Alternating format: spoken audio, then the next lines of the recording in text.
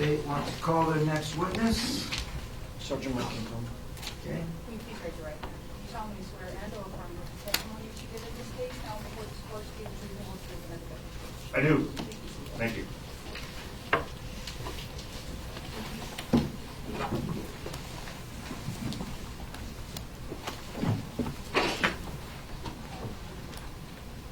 Please state and spell your first and last name for the record. Sure. My first name is Michael, M-I-C-H-A-E-L. Last name Ingram, I-N-G-R-A-M. And your occupation, sir? Sergeant with the Alaska State Troopers. Thank you so much. Okay, go ahead, Mr. Town. Good morning. Can you tell the jury how long you've been employed with the Alaska State Troopers? 17 years. And what are your current duties? I'm assigned to the Alaska Bureau of Investigation, Special Crimes Investigation Unit, and the supervisor of that unit. It's a small team, I'll leave it at that.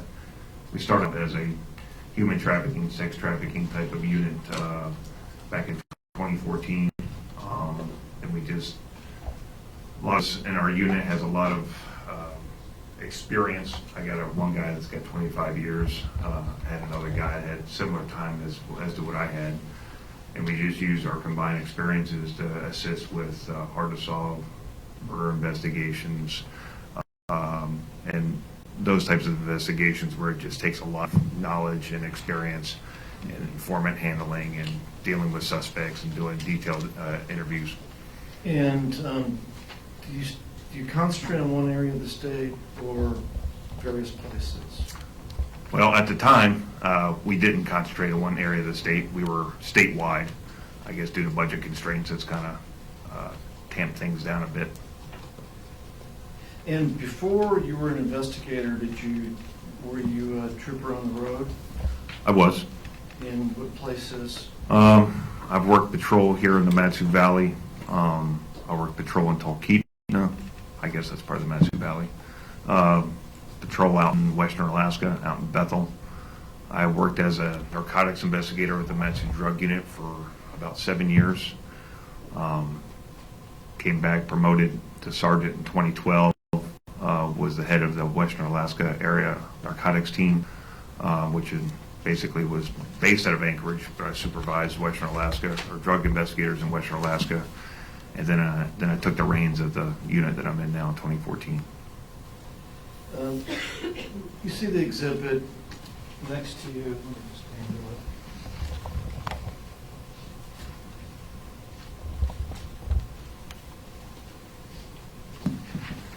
I'm going to concentrate with you on the events in November and December of 2016 as they relate to the investigation into the disappearance and murder of David Grunwald. Can you tell us, how did you become involved in this investigation? Well, being a member of the Alaska Bureau of Investigation, I worked closely with Sergeant Wags and his unit, which at the time was the ABI Major Crimes Unit based out of Palmer. And I remember receiving some information from Sergeant Wags about a missing person case in which he, in fact, I think he was recently just taking the reins of that unit as he was a supervisor of a previous unit at that time. Anyways, we had a close working relationship, and he said, I think I might need some help with this one, and that's really how I got involved. And at that time you were based out of Anchorage as far as the office? I have an office. I work out of my vehicle most days, but I guess we have to have an office. So my office is based out of Anchorage, but I'm rarely in it. I'm more on the road. And you have access to the Palmer Post, for example, if you need to use a computer? Or Yes, sir. Have a meeting or an interview with somebody? That's correct. And likewise, same thing with Sergeant Whiteson. If he's in Anchorage and he needs to interview somebody, he's got full access to the Anchorage Post? That's correct. Okay. And so during that time, do you remember about when in this? So I have two significant dates there. You probably know why they're. I assume you know why they're significant. But do you remember about how early you became involved? Well, I knew about it earlier on or about the time when it occurred, which is on or about the 13th. I don't know the exact date, but it was about mid October. Excuse me. I'm looking at my report. Refresh my recollection. About mid November of 2016. But I really myself didn't get involved personally until Sergeant Wagson asked me to check up on a quote-unquote alibi of an individual in Anchorage. And then when you helped, were you working with a partner, or were you working solo, or did it depend on the task? Depend on the task, but I usually bring somebody with me just because, I'm by myself, I'm out of uniform. I don't necessarily have a radio on me at all times, so it just makes good sense to bring someone along with you. So you're not in uniform and you're in a car that doesn't look very much like a police car, I Right. assume? And the same thing for the other people in your unit? Yes, sir. All right. So let's get into your participation, and what I'm going to stay away from is, like, when you did an interview, I'm going to stay away from the content because that would be hearsay. I want to show the progression of your participation in this case. So starting out, I'm going to turn your attention first to November 21st of 2016. Were you participating in this investigation on November 21st? Yes, sir, I was. And did you contact a particular person or persons on November 21st? I did. And who was that person? Anthony Lee Herring. And why? I assume that there's coordination between Sergeant Wagson and yourself and others involved in the investigation. That's correct.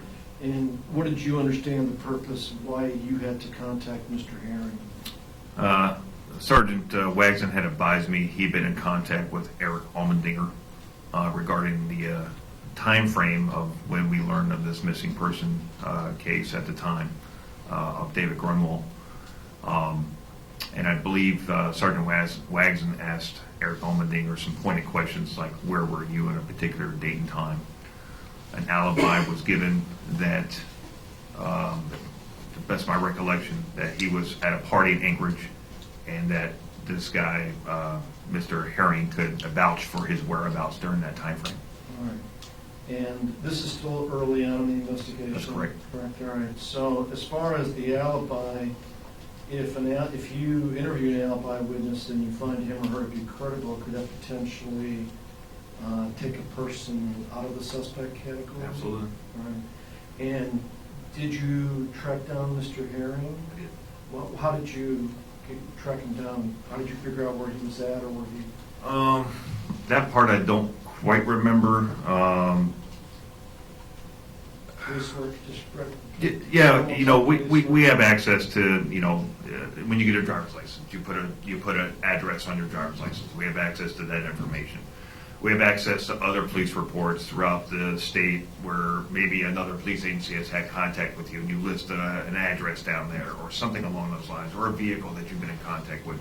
So there's a lot of cross-references, and it's like a daily thing. So I can't remember specifically how I found Mr. Herring, but nonetheless, whatever information I had was accurate because that's where I found him. And was this in Anchorage? Or It was. And was it a lengthy interview or? No, it was a fairly short one. All right. And after the interview, was Allmendinger still in the suspect category, or was he taken out of the suspect category as far as investigation strategy? Still in the suspect category.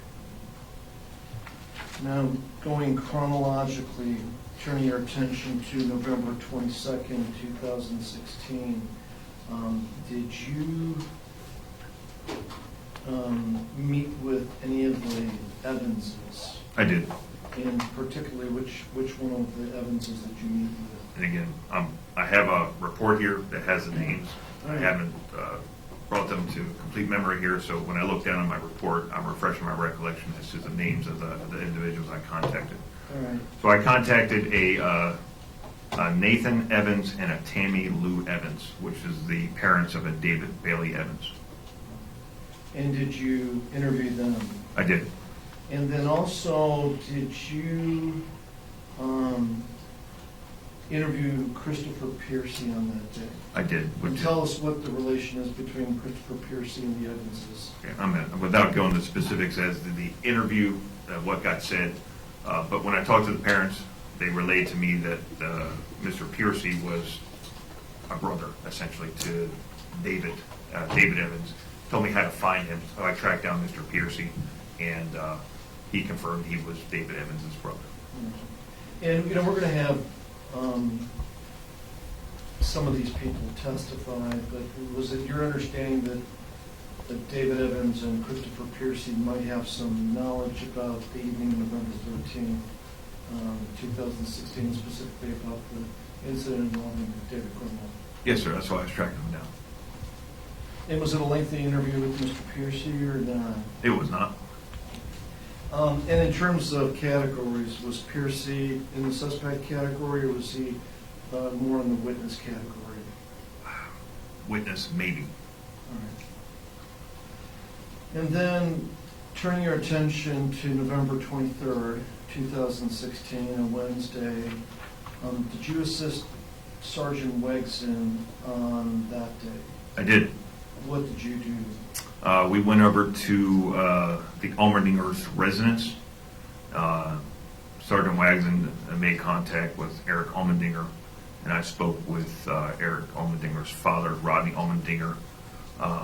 We were speaking to both of them, but not in earshot of each other. So he didn't grab Erick, but he talked to Erick in another area, and I talked to Dad in a different area. All right. And was this the first and last time you were at the Allmendinger house, or did you go there numerous times during this investigation? I recall it was my first time, but it was not the last time.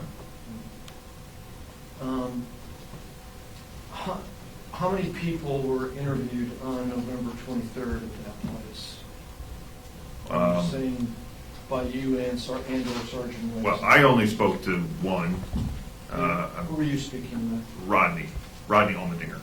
And he is the defendant's father? Yes, sir, that's correct. And were you mainly, as far as topics, were you mainly addressing specific topics with him? Yes. And what topics were you addressing with him?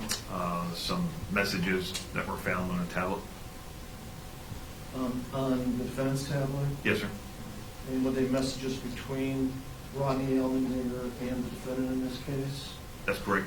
And were you just trying to get him to verify that those were indeed the communications between him and his son?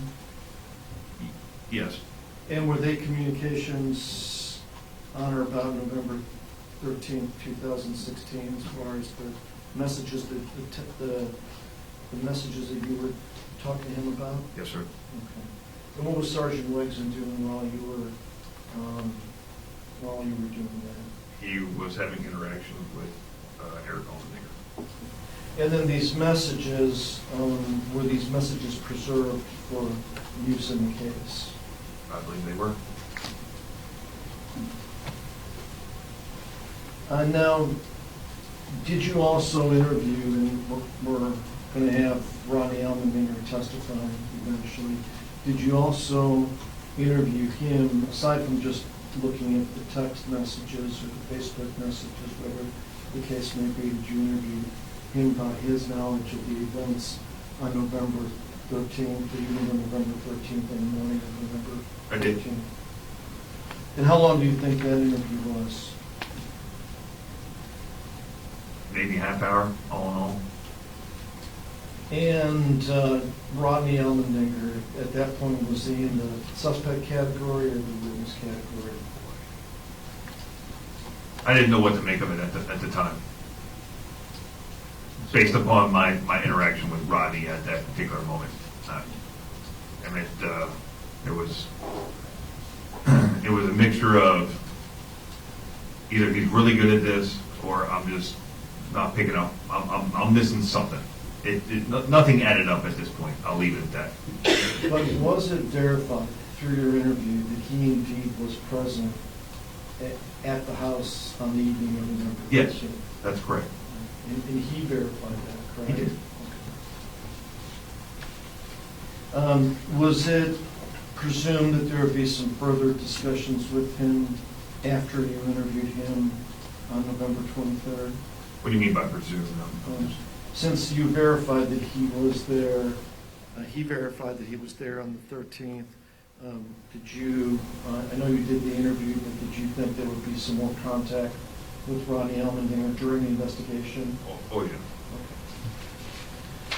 All right, now let's turn to November 29, which according to our calendar was a Tuesday.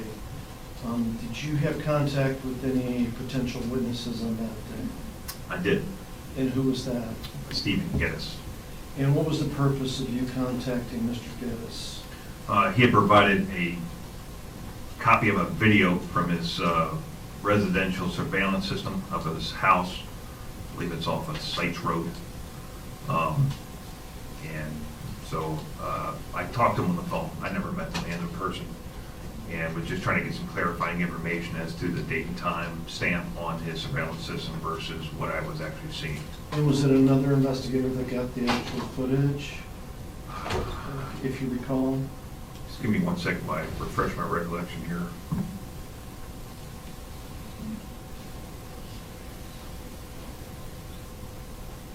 Based on what I wrote down, he had dropped the video off at the trooper post. And did you have a chance to look at the video? I did. And did you know, when you talked to, before you talked to Mr. Geddes and before you watched the video, that David's Bronco was located in that area? Did I know that? Yeah. Yes, sir, I did. Okay. So tell us, what did you see on the video? Is it real clear? No, it is not a clear video. In fact, it's one of those systems where it picks up, it doesn't record continuously, but it's always on, but it starts recording when it hits motion. So it's a grainy black and white, that's right, we'll call it black and white. It's grainy. I see a vehicle, you can't tell detail, but if you were to use your senses and what a vehicle like a SUV would look like versus a car, I saw what appeared to be an SUV going, and so let me back this thing up again. So his camera points from his house.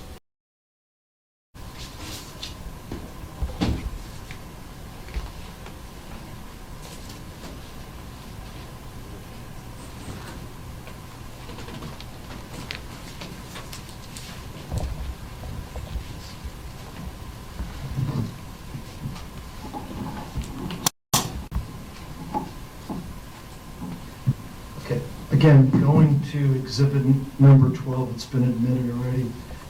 Are you familiar with this area of the state? Yes. All right. And as you can see, the writing on the streets here is extremely small, correct? I should have brought my reading glass. All right. Right. So let me turn your attention, you first mentioned that you were at Allmendinger's house with Sergeant Wegson. You're familiar with the Palmer area? Yes, sir. We already have a sticky here, so I'm not going to make you, but is that the area of the Allmendinger house? At Sea Drive, yes, that is. Now, have you also been in the area where the Bronco was found in your as a trooper? Yes, I've been in the area, although I did not respond or even physically view the spot where the Bronco was. But I've been off Sites Road many times. How would you describe that area? Is it remote, or is it Well, sparsely populated? Does it transition from neighborhood to wilderness? How would you describe that area for the jury? it's a dead-end road. Sites Road goes to the dead end, and you got to get from the valley. You got to get from Lucille down to Schrock, or Church down to Schrock, or something along those lines. Schrock heads out towards what we call Mahoneyville, which would be like Sunrise, Sunset, and back there. Well, there's an offshoot after you go over the Little Sioux Bridge, and offshoot to the right, and that will take you up to Sites Road. Sites Road will take you to a couple of residential home or residential area, not dense, kind of sparse, and then the tail end of Sites just kind of goes into the wilderness. So I guess remote. I mean, other than Western Alaska, that's remote. But as far as the Matsu Valley goes, I would consider that a fairly remote area. Now, we have a sticky here near K Lake Road. Just verify that that is the area where the Peterson home is. Johnson Road, Key Lake, yes. And so is that still considered Wasilla or Meadow Lakes? Do you know the separation between all these little areas or not? I would just call that Wasilla. Wasilla, okay. And then we have an H here for the Holiday gas station at the Parks and, just past Parks and Pittman interchange. How long would it take to get from Devin Peterson's house to the Holiday gas station? Depends on the day, time of day. Nighttime, you can be there in 5 minutes. Traffic, you might want to add another 5 on top of it. And as far as this area, this is a residential area, there are numerous homes over there? There's numerous, but again, it's not densely populated, kind of like the ranch or maybe Wildwall. I mean, but there are homes back there. So that this is, there's a scale of miles there, but pretty quick to drive from Peterson's house to the Holiday gas station. Yes, sir. How about to get from the Holiday to Sites Road, or Sightsee, I don't even know if it's Sites or Sightsee, but It's sites. what would be the quickest way to get there from the Holiday?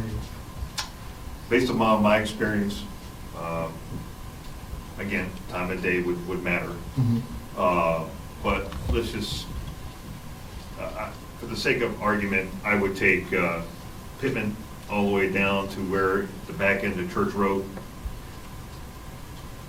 So Pittman, take Pittman all the way down to where it runs in the church. Okay, Make a right on Church, and then you tease into Schrock Road, make a left on Schrock, go over the bridge, and make that Y past the bridge to the right-hand Y up to Sites Road. and how long do you figure it would take to get there ballpark? I'm not asking for, I know you haven't, Yeah. we haven't had you drive it or anything like that, but about how long do you think it would take to get there? About 20 minutes. And again, does it depend on the traffic? It does. And in your experience, like the midnight hour, is there less traffic during that time period than during the day? Yeah, substantially less traffic during the evening hours. And you said you've patrolled in the area of Sightsee, or Yes, sir. is it, are those streets well lit? I mean, there are a lot of lamp posts and that kind of stuff? No, or- it's, I mean, you've got your headlights. All right, those are the only questions I had about with this exhibit, thank you.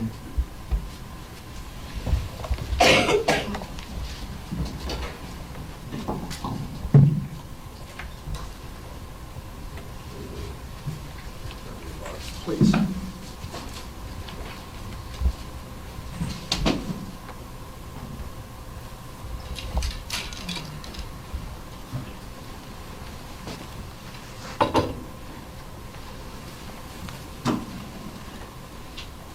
Now I'm going to turn your attention back to Peterson's house on December 6th.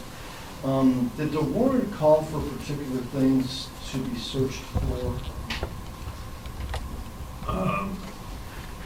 Yes, I mean, because you need to list certain things that you want to search for in a warrant, but yes. All right. And did it authorize you to search the entire house? It did. And which other people were with you to execute this search? Again, I'll have to refer to my report Right. to get you a clear list here.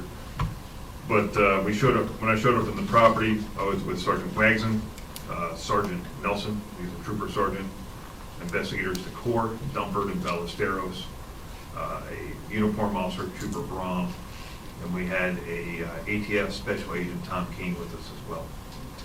And how big is this home that you're going to search?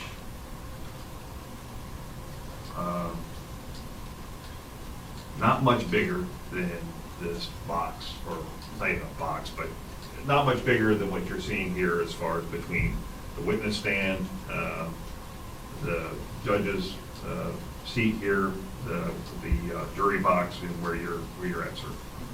Maybe a little bit bigger, but not much. Now, in my mind, when I think of search of a house, I think of a very long, drawn-out process, like fine-tooth comb type stuff. Could it be like that, or is that what you were expecting on that day, to be there for a long time?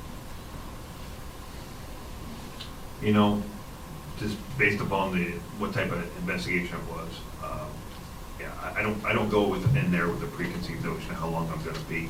I just go in there with getting looking for whatever it is I'm looking for. How about the outside? Do you also look under bushes or? Well, at this time, it was snow on the ground. Mhm. It was cold. There was an outbuilding or two and some vehicles on the property. So it could potentially turn into a lengthy day. And after you were let into the house, who did you find out to be in the house? David Peterson, By himself? yes. And is it typical that somebody, one of the team, watches the person during a search so they don't hide things or mess around with evidence? That's correct. And then tell us whether there was anything significant located during the search of the house.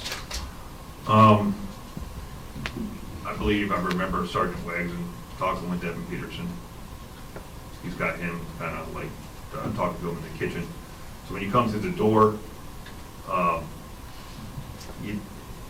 it was an open room essentially. It was an open room. You basically have like a sitting room / turned into a bedroom and a kitchen. No partition between the kitchen and this room except for like a couch or and a table. I remember having at least one bedroom, a bathroom, and a little walkway area, I think where maybe a washer and dryer was located. So I began searching the open air, the open area where the front door, when you go into the front door, it's got the open area and there's no partition between the kitchen. I find a backpack, open up the backpack and I find 3 concealable firearms inside the backpack. And one of the things you were looking for, as stated in the search warrant, was firearm or firearms. That's correct. And did you seize the firearms? Yes. And can you describe, and we'll get into, can you describe generally what they were as far as make and model and Yeah. number? Just off the top of my head, I recall one being a 9 millimeter, a 40 caliber, and a revolver, a 357 revolver. The 9 millimeter was noted as a black Springfield Model XDM9. The 40 caliber was identified as a Ruger P91 DC, and the Ruger was a Security 6. Excuse me, the revolver was a Security 6 Ruger caliber 357. And were they all loaded?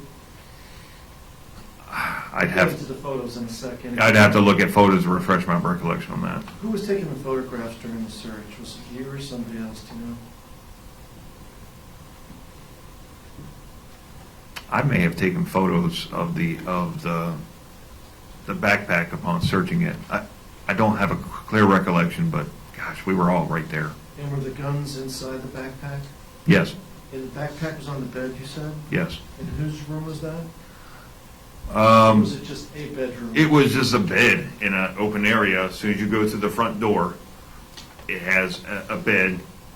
I believe the enclosed bedroom we identified as Alana and Philip Clive Seal's bedroom. So who knows who the open air bedroom was, or bed, I should say. Were there any other things that were found in the backpack?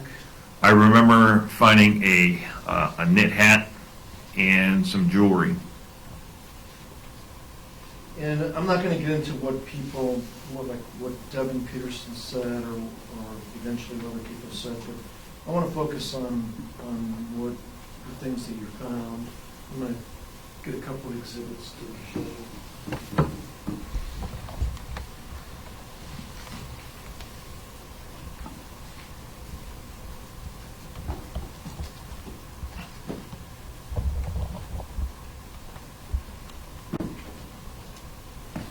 First of all, turning your attention to State's Exhibit number 1 in this case.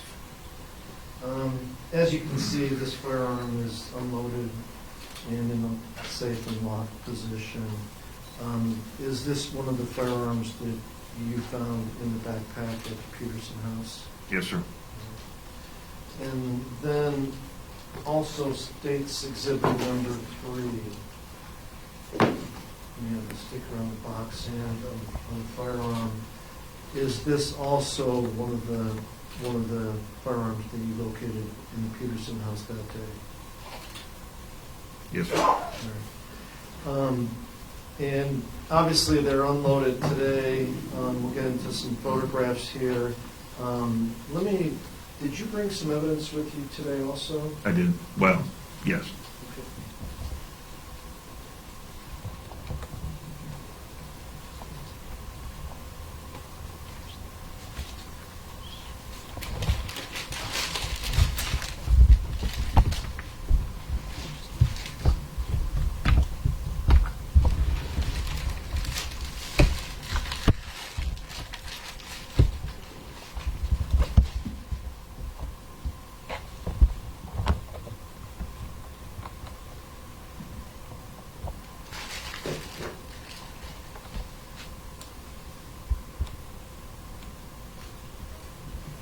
First of all, before I mark these, let me show you 2 bags. Are you familiar with these 2 bags that I'm holding? Well, it certainly looks like typical packaging material we use to wrap up evidence. And is this evidence, are these bags labeled? Yes. And do they have your name on them also? They do. All right. Does it appear that these items correlate to these firearms? Yes, sir. They do. So tell us, like the bag in my left hand, what is that labeled as? So it's labeled as 40 ammo seized from backpack with my name on it. And then the other one, what is that labeled as? Ammo for a Springfield pistol, again with my name on it. What I want to do is I want to take these out and then mark them as exhibits. Are there scissors in the courtroom so we don't just rip the bags and...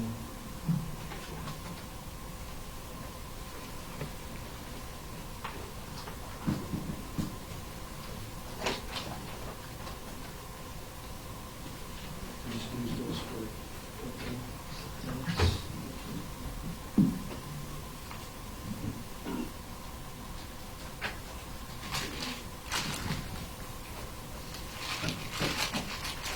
I'm going to just cut the bottom of the bag that says the 40 ammo.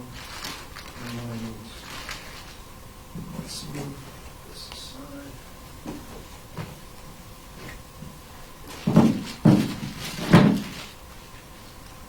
Okay. Is it fair to say that we got all the contents out of that bag? That is a fair assessment. All right. So we see one loose round, correct? Yes, sir. All right. And can you verify that's 40 from? I can. It is? I can. Just from looking at it? Or? I can. Yes. All right. And then what is the other object that came out of the bag? It is a loaded magazine with 40 count ammunition in it. And is it fair to assume that that was the magazine that was in the firearm? Yes. And is it fair to assume that the loose one was the one in the chamber? Yes. All right.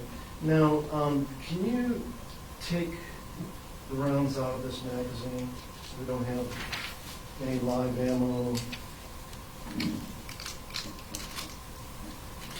And then I'll ask you to, you're going to put them back. I was going to hit, Oh. that's fine. Put them in the bag, that's fine. And now, can you verify that the magazine is empty? It is empty. Now, I'm going to put a sticker on that one.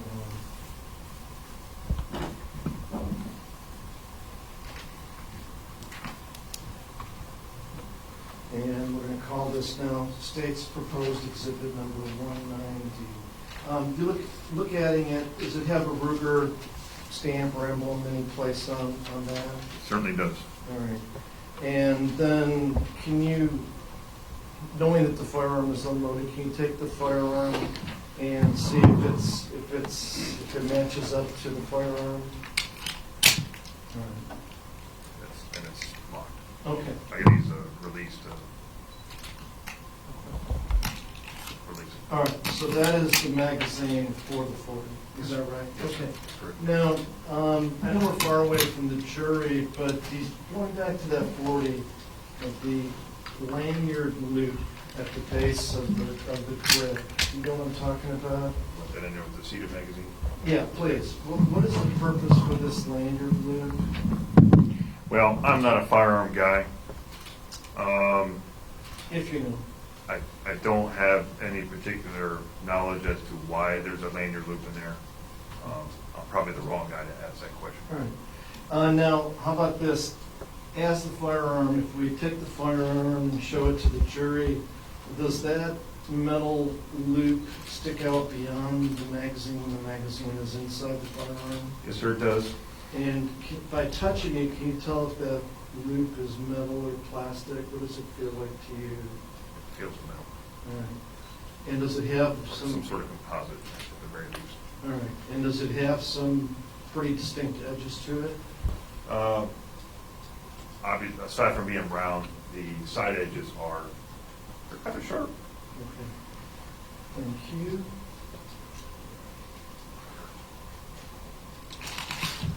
Thank you. You keep that separate, and then this I'm not going to admit as evidence. We'll do the same thing with the other bag.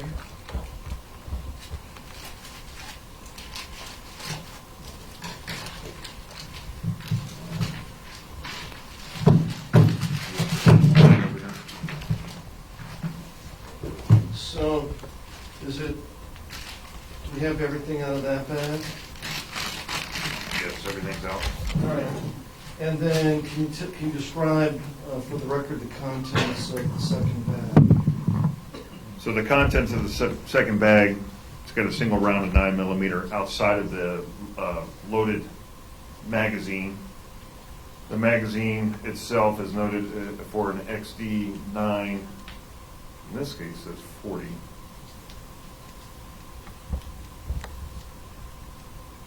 The magazine itself? No, it's for XD 9mm, sorry. Okay. There is a 40 on the end of it, but it threw me off. It's for 9mm ammunition. All right. And then, since this one is loose, should we presume that it was in the chamber of the 9mm when you found it? That's a safe assumption. All right. And can we do the same thing? Can you take the ammunition out of there so we don't have any ammunition evidence? Right. And then, can you count for the record how many you took out of there? So I took 5 live rounds out of this magazine of 9mm ammunition. For now, I'm gonna keep, And there's this one's separate from the ones that were in. two different types of ammunition. Okay. All right, so I'm going to take this magazine.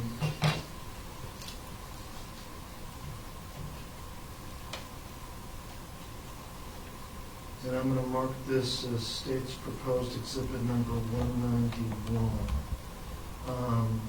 And then, can you take State's Exhibit number 1, the Springfield, and knowing that it's safe and locked and secured and we have no ammunition in the clip at all, can you just see? See a magazine? All right, and so that magazine works in that firearm? Yes, sir, it does. All right, thank you. And if you can take it out and we'll keep it separate. Okay. Now, on the 40, can you, does all this ammunition appear to be the same to you? Yes. Okay. And then on the 9mm, the one that came out of the chamber, are there any markings on the bottom of that? I want to just take a little bit of time to be careful with this, if you can see them. Very blessed. On the liner bifocals, but I'm not sure though. Says Luger 9mm.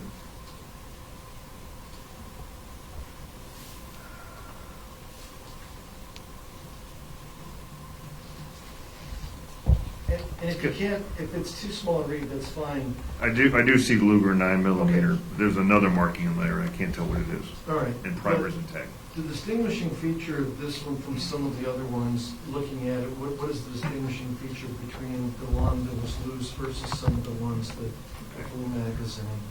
So the one that was loose, there's 3 out of the 5 that share the same characteristics that came out of the loaded magazine. One of which is the casing is it's like silver, and then your round inside is actually bronze colored. Whereas the 2 other remaining ones, one is they have like a brass casing, but your round is actually bronze itself. So basically, your casings or your shell is different color. Let me grab one of the casings that we have in this.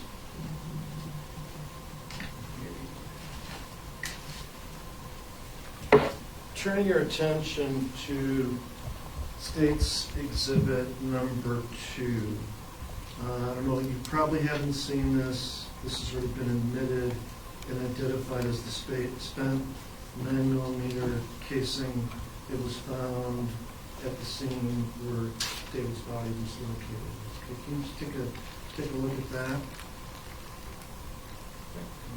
Now, I'm going to ask you to look at the middle of that spent casing. Do you see any markings that are around the middle area that go around the entire casing?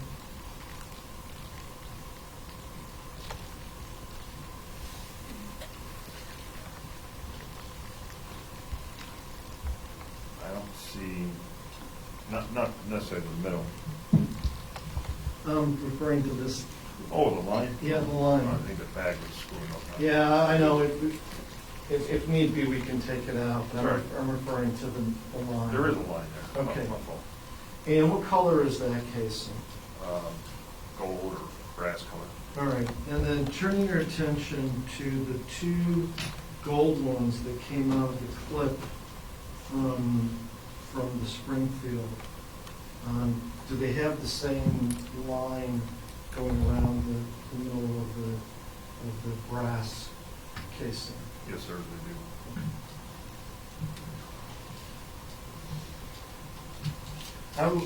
At this time, the state moves to admit number 190 and 191. Any objection? No objection. So admitted.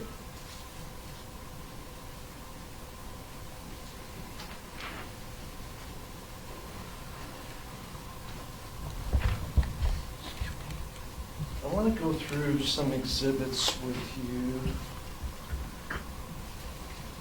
And we have those loaded on the screen. We should have them loaded fairly shortly here. And we're starting with State's Exhibit number 27, which has been admitted already. Turning your attention to State's Exhibit number 27, can you identify that photograph? Devin Peterson. And is that the way he appeared on December 6th? His general appearance, is that the way he looked on December 6th, 2016? Yes. When you were at his house, you found these things? General appearance, yes. All right. Now,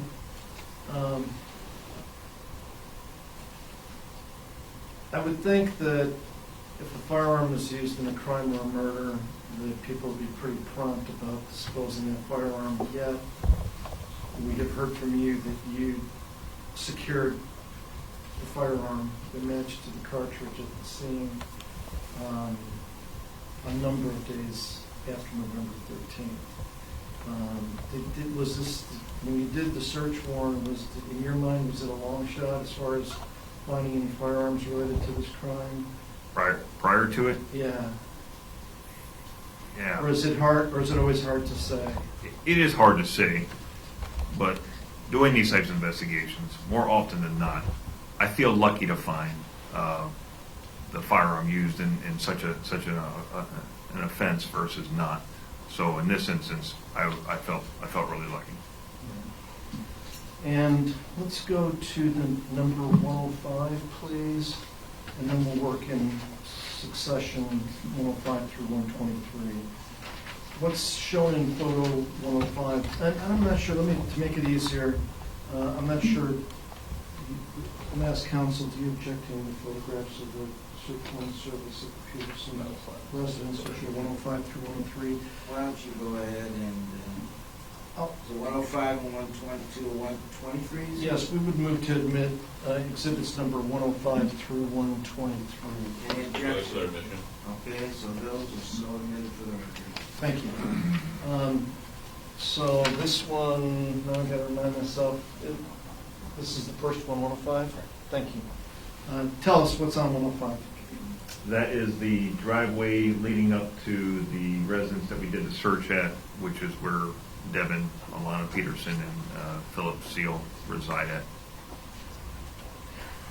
All right, let's turn to 106, please. That is a photo at the end of the, or I guess it's, yeah, the end of the driveway that leads to the house, and that's the front entrance to the house. If you can hear me, that's the front entrance to the house on the far right side of the photo. That's kind of jetted out to a Arctic entry. 107, please. That's the photo of the backpack that I found that had the firearms in it. And does it show where it was located? Is that the location where you found it? Yes, sir. 108, please. That's the photo of the 9mm. And is that the way it appeared when you pulled it out of the backpack? Yes, sir. And you're using the bed sheet as the backdrop for these photographs? I'm trying to display where they're as naturally as where I found it. Yeah. And it's a small area. It's an area that I can help display and take a halfway decent photo. 109, please. And what does 109 show? Another photo of the 9mm. 110, please. Oh, and I'm sorry, and also of the revolver that got pulled out of the bag too. All right. 110, please. What does that show? Sorry, I'm kind of creaked here. Let me take a look at that.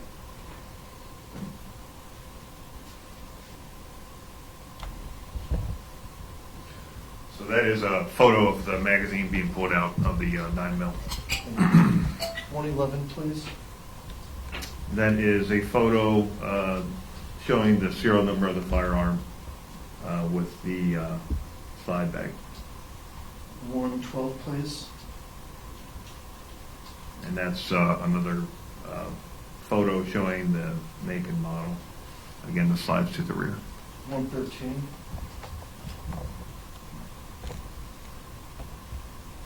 I need to get up and take a look at it Please. again.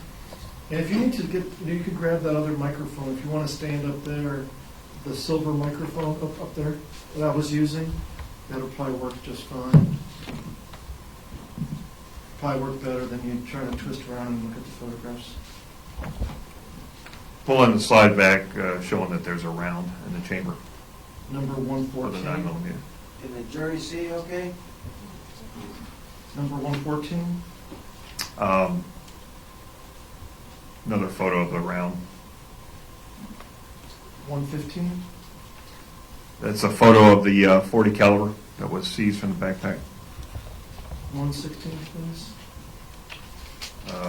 Pulling the magazine out of the .40 caliber firearm. 117.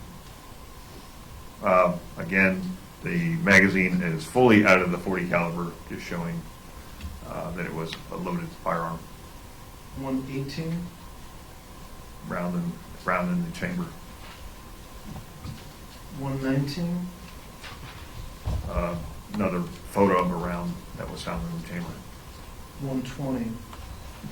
Side view of the .40 caliber showing the make, model, serial number of the firearm. 121. The .357 revolver pulled out of the backpack. 122. Loaded, showing this is now showing that the firearm's loaded. I think Ms. Gillis said that there were a few that looked like they were fired because they had some indents on the primers. Is it? I'm not close enough to tell, but It does look like there maybe one or two that shows that they've been fired. And then 123. That's going to be the serial number on the revolver. Now, while you're, let me pull out a couple of exhibits to show the defense counsel while you're standing there. Give me a moment.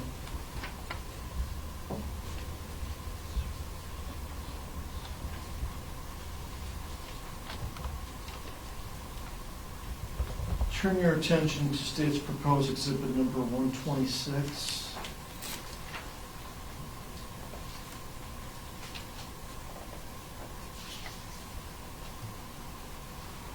Can you tell us what that is?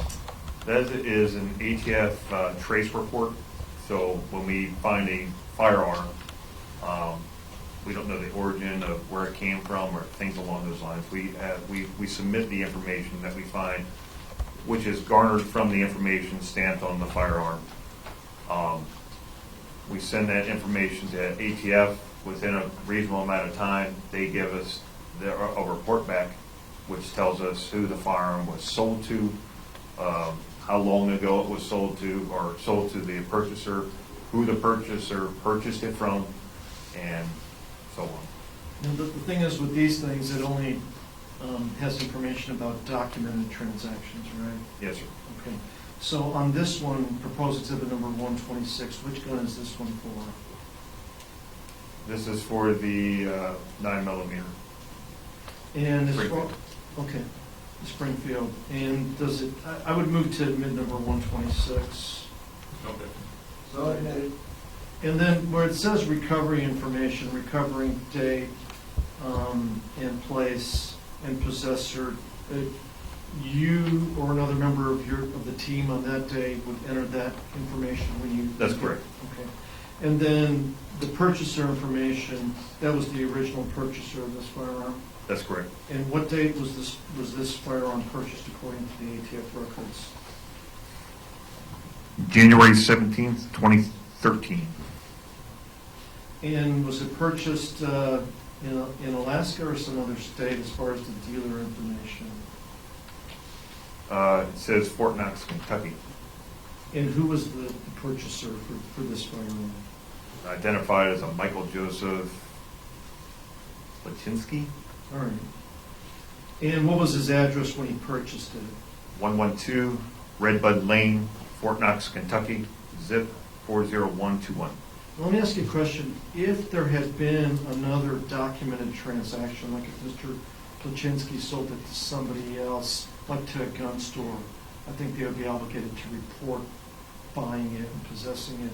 Would that appear? Would it be more pages to this trace? Right. If it's through an FFL, I think a licensed firearm dealer or seller, then they would keep such a record. So we have this submitted. Yep, 126. I'm going to leave it at the table.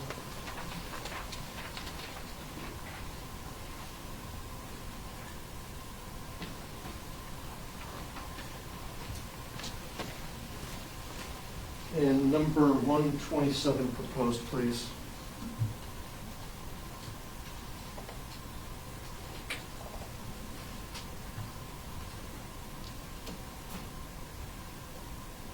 Can you tell us what that is?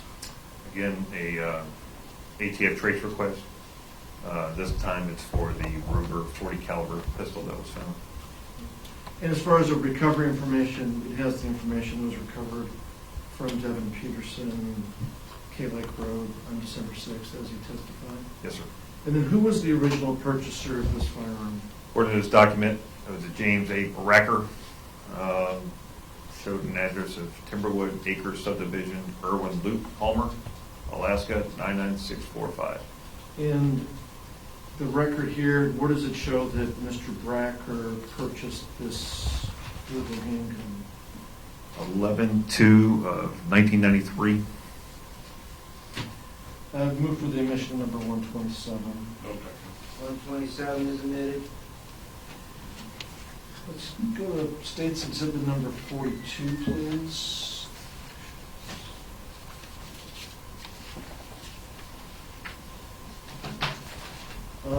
Are you familiar with the picture in that, the individual in that photograph? I'm familiar with this photo, I've seen it before. During the investigation? Yes, sir. And is that the defendant? Yes. And the handgun he's holding, does it appear to be the Ruger 40? It appears to be, yes. And let's go to number 124, proposed. And this one is not admitted yet, and I don't know if you ever seen this photograph. We're going to discuss it with some other people. I don't remember seeing this photo. Yeah. What does the photo, when you look at it, what does it show? What does it show you? Well, just by looking at the photo, I can see that there's an individual with some jeans on and a belt. He's got a revolver and a pistol in his waistband. Right. Now, the pistol in the waistband, are the characteristics of that pistol, are they similar to the Ruger 40? Yes. And the revolver on the other side, are the characteristics similar to the revolver that you got out of the backpack at Peterson's house? If you can tell, I know that color and... Yeah, the color, and again, it was like a nickel-plated type deal, and that can, it's hard to tell from this photo, even Yep. it appears to be black to some degree, but I can't say for sure. Okay, that's fair, thank you. Mr. Kalachek, any questions before? Have a seat, officer. Thank you.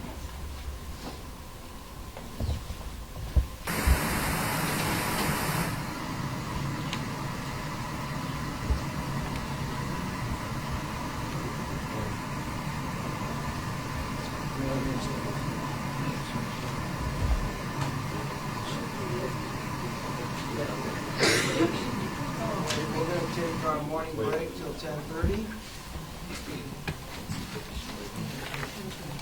Jurors can be excused. We'll come back in 15 minutes.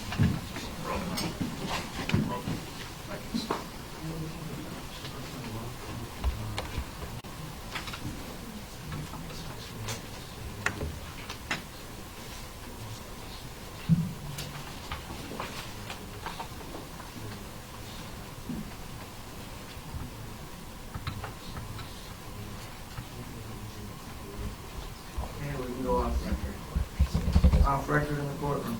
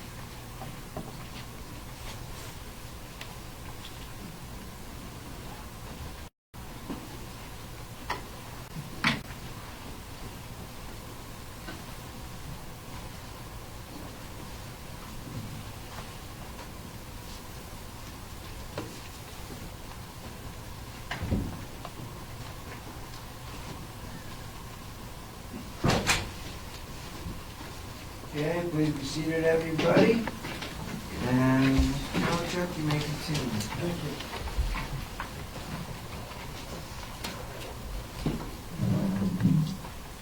Sergeant Ingram, I'm going to turn your attention to the ammunition that you testified about. Did you have an occasion to repackage the ammunition during the break?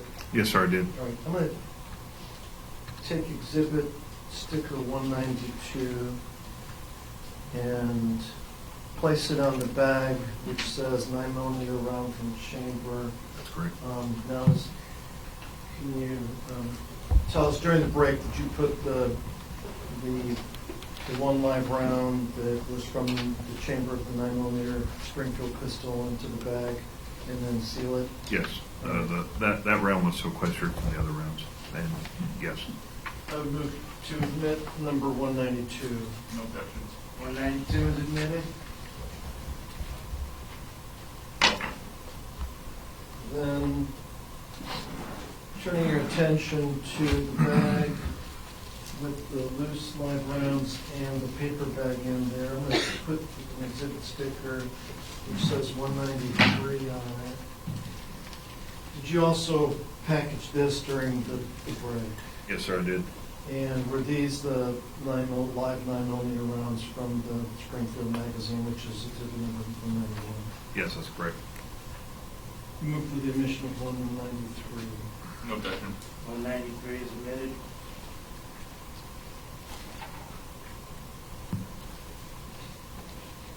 Likewise, turning your attention to the gallon-sized Ziploc containing loose .40 caliber rounds in a paper bag, which they came from, and mark that as exhibit number 194. Did you repackage these materials during break? Yes, sir, I did. And these are the rounds that were in the .40 caliber pistol when you seized it on December 6th. Yes. Move to amendment number 194. No objection. So admitted.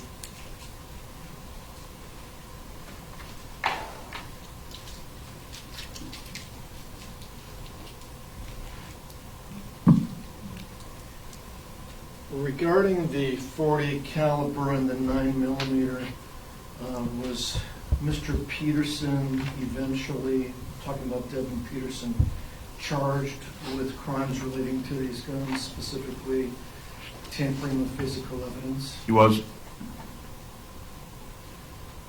Now, other people, did you interview Mr. Seal on that day? Yes. And was it about these guns? I'm not going to get into the content. Yes. But was it about these Yes. guns? Did he show up later? He did. And did he show up with other people?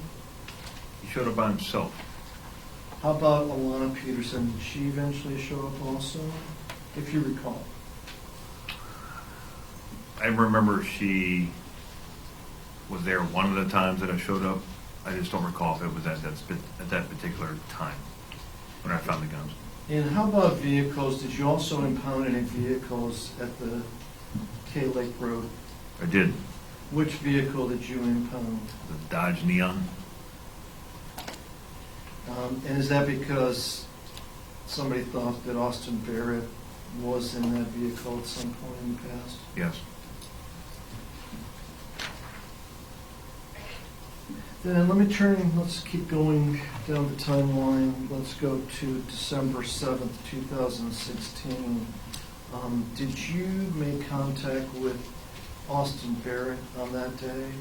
I did. Where did you make contact with him? Myself and investigator Decor saw him at the Wasilla Fish Food Mart, and we took that opportunity to say hi.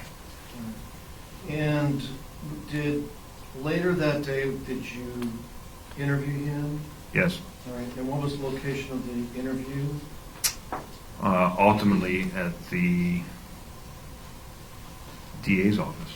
All right. And who were the people present? Sergeant Wagson, you, DA Kalachek, and myself. And was it a fairly lengthy interview? It was? And was it recorded? It was. And you are aware that eventually Austin Barrett was arrested and charged with a number of offenses, including murder? Yes, sir. Now, turning your attention to December 16th of 2016, did you go back to 10243 K Lake Road? Give me the date again. 12/16/2016. That sounds about right. And who did you go there with, and for what purpose? Investigator Decor, the purposes of a theft investigation. And did you just take photos or execute a search warrant, or what did you do there?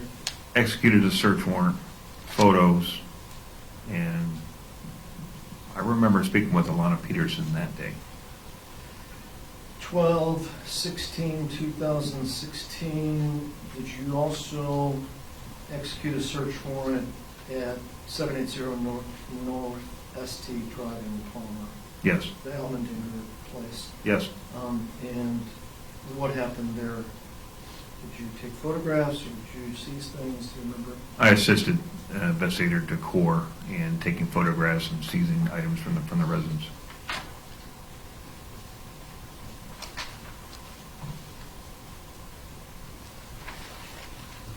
And then you had some activity in 2017 on this case also.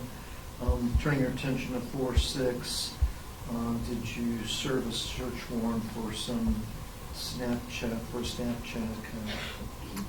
Yes. And that was for Andrea Collington? I know I obtained one. I obtained a search warrant. Okay. I don't know if we actually, Yeah, you're right.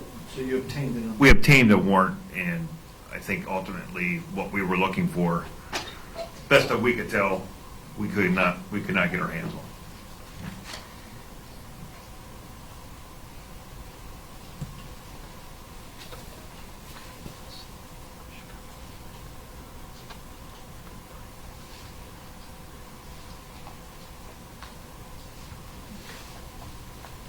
Thank you.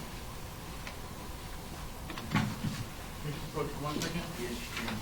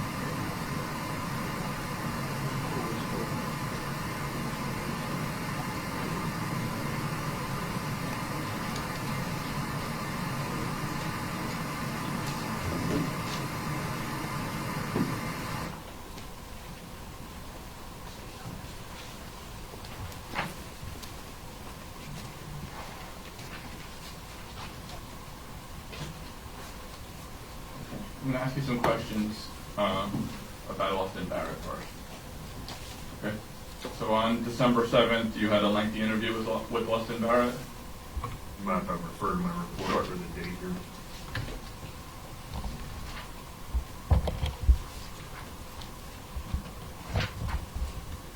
If I get it wrong, I think it was December 7th. But, okay. Okay, I do see December 7th, 2016. Okay. And it was a lengthy interview. It was. During the lengthy interview with Austin Barrett never admitted to possessing the 9mm in the past, correct? Austin Barrett never admitted to possessing the 9mm? Right. That's an interesting detail. I would have to refer to my report just to verify what it is that you're asking. Sure. People. Yeah, sure. Thank you.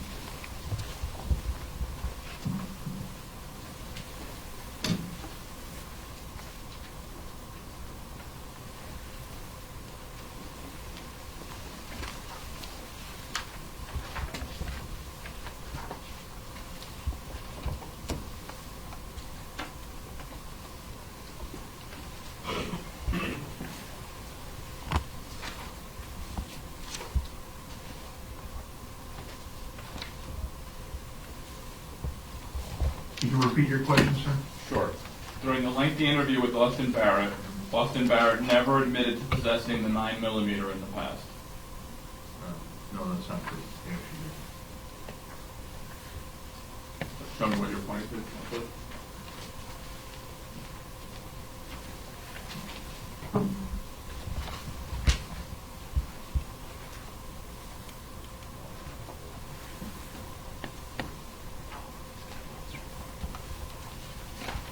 Just that 1 second.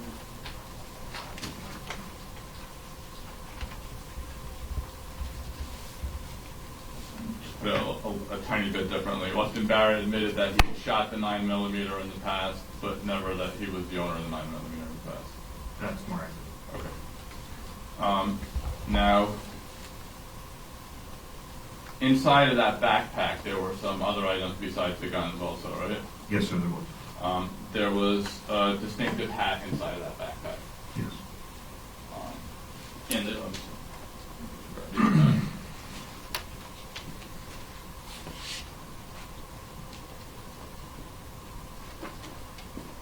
the, the distinctive hat that was inside of the backpack, it was a hat with a Ouija board print on it. Yes, sir. And you later learned that the hat with the Ouija board print on it was Austin Barrett's hat. Yes. And also, there was jewelry in the backpack, Yes, sir. and one of the pieces of jewelry was a watch, Yes. and the watch had a ram's head on it. Yes. I'm going to show you what's been marked Defense Exhibits A and B. Any quick witness? Amen.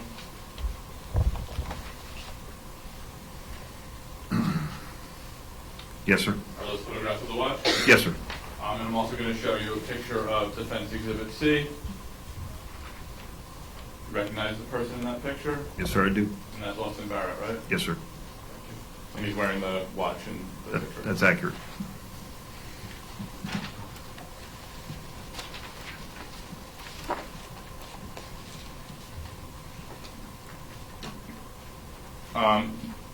You were asked a little bit about the Dodge Neon that was impounded, Yes, I was asked about that, correct. and the reason that the Dodge Neon was impounded was because Austin Barrett was supposedly slept in there one night, That's correct. and more specifically, the night that you had information he slept in there was the night of November 13th, 2016.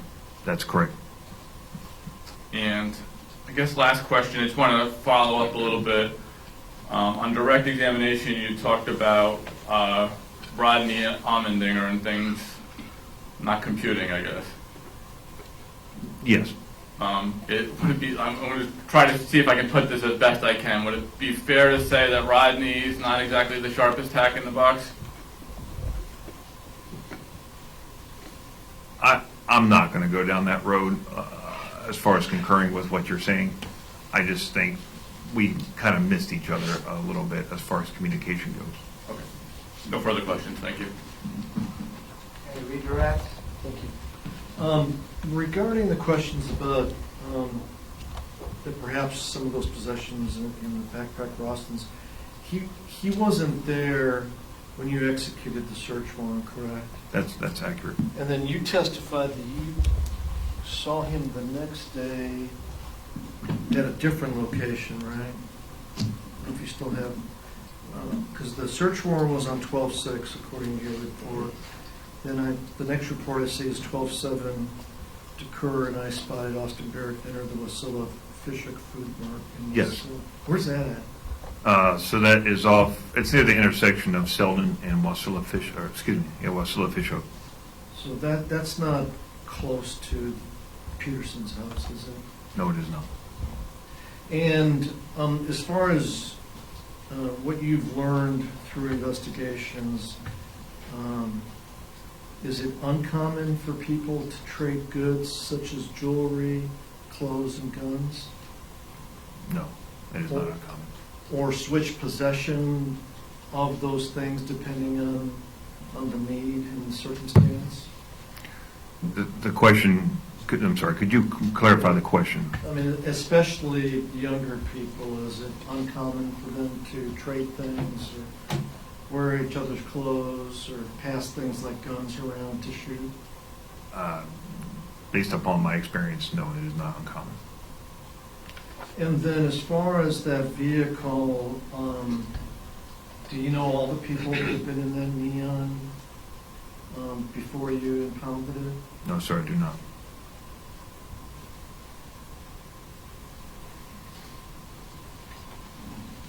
Thank you. One second.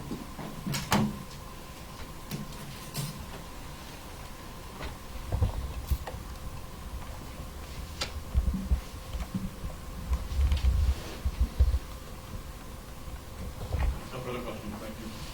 Thank you, officer. You can step down. Thank you, Your Honor. Jamie Nading. is our next witness.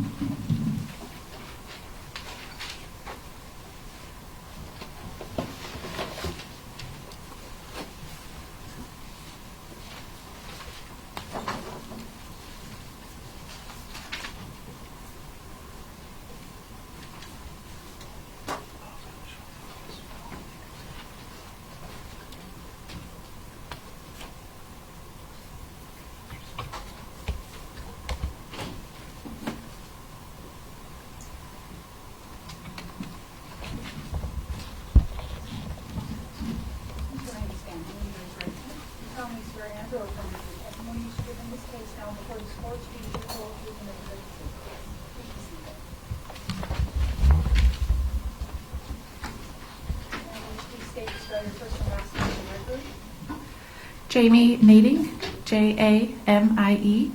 And what is your occupation? A forensic scientist. Go ahead, Ms. Gallagher. Thank you. Good morning. Could you tell us where you work At the State of Alaska Crime Lab in Anchorage. and how long have you worked there? This will be my 6th year this year. Just give me a moment here.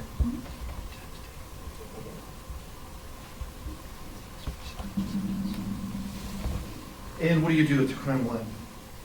At the crime lab, I am a part of the crime scene team as well as fingerprints and footwear intelligence. And how long have you been there? 6 years in October. And what type of training have you had? I've completed a year-long training program for crime scene processing, as well as about 3 months for latent print processing and another 6 to 8 months for latent print examination. And let me turn your attention to 2016. You're working at the crime lab then Yes. and doing the same things? Yes. Did you go out to the Connect River Road on the evening of December 2nd, 2016? Yes, I did. Who did you go there with? I went with forensic scientist Carly Wiege and Martin Orlowitz. And what was the purpose of you going out to that scene? We were assisting with crime scene processing. And what was your role in particular? I was assisting, Carly was the main crime scene processor, and then I was assisting her as well. And then, as it relates to the same case, now obviously you know we are discussing the murder of David Grunwald in this trial, correct? And when you went out there, was David's body still there? Yes, it was. And you already know that Ms. Weehee testified about that crime scene, correct? Yes. Now, I'm going to turn your attention to a different crime scene, that being a holiday vacation or travel trailer with an Alaska license plate 1864TF. Are you familiar with that crime scene? I would have to check the license plate, but it was a travel trailer. Did you bring your reports? I did, yes. Okay. May I? I'm mostly looking at your report to get the plate number. Yes. I could repeat it. Do you want me to repeat the number? Sure. Alaska 1864TF. Correct. And where did you see this trailer? We went to the Matanuska Towing and Recovery here in Palmer. And the trailer was in storage there? Yes, it was. Can you describe the trailer for the jurors? It had, the trailer had a living space, a kitchen area, a bathroom, everything a typical, normal, largest size trailer would have. Is it older or newer? I would say older. And this trailer was in police custody at the time, correct? Yes. And what type of things are you looking for?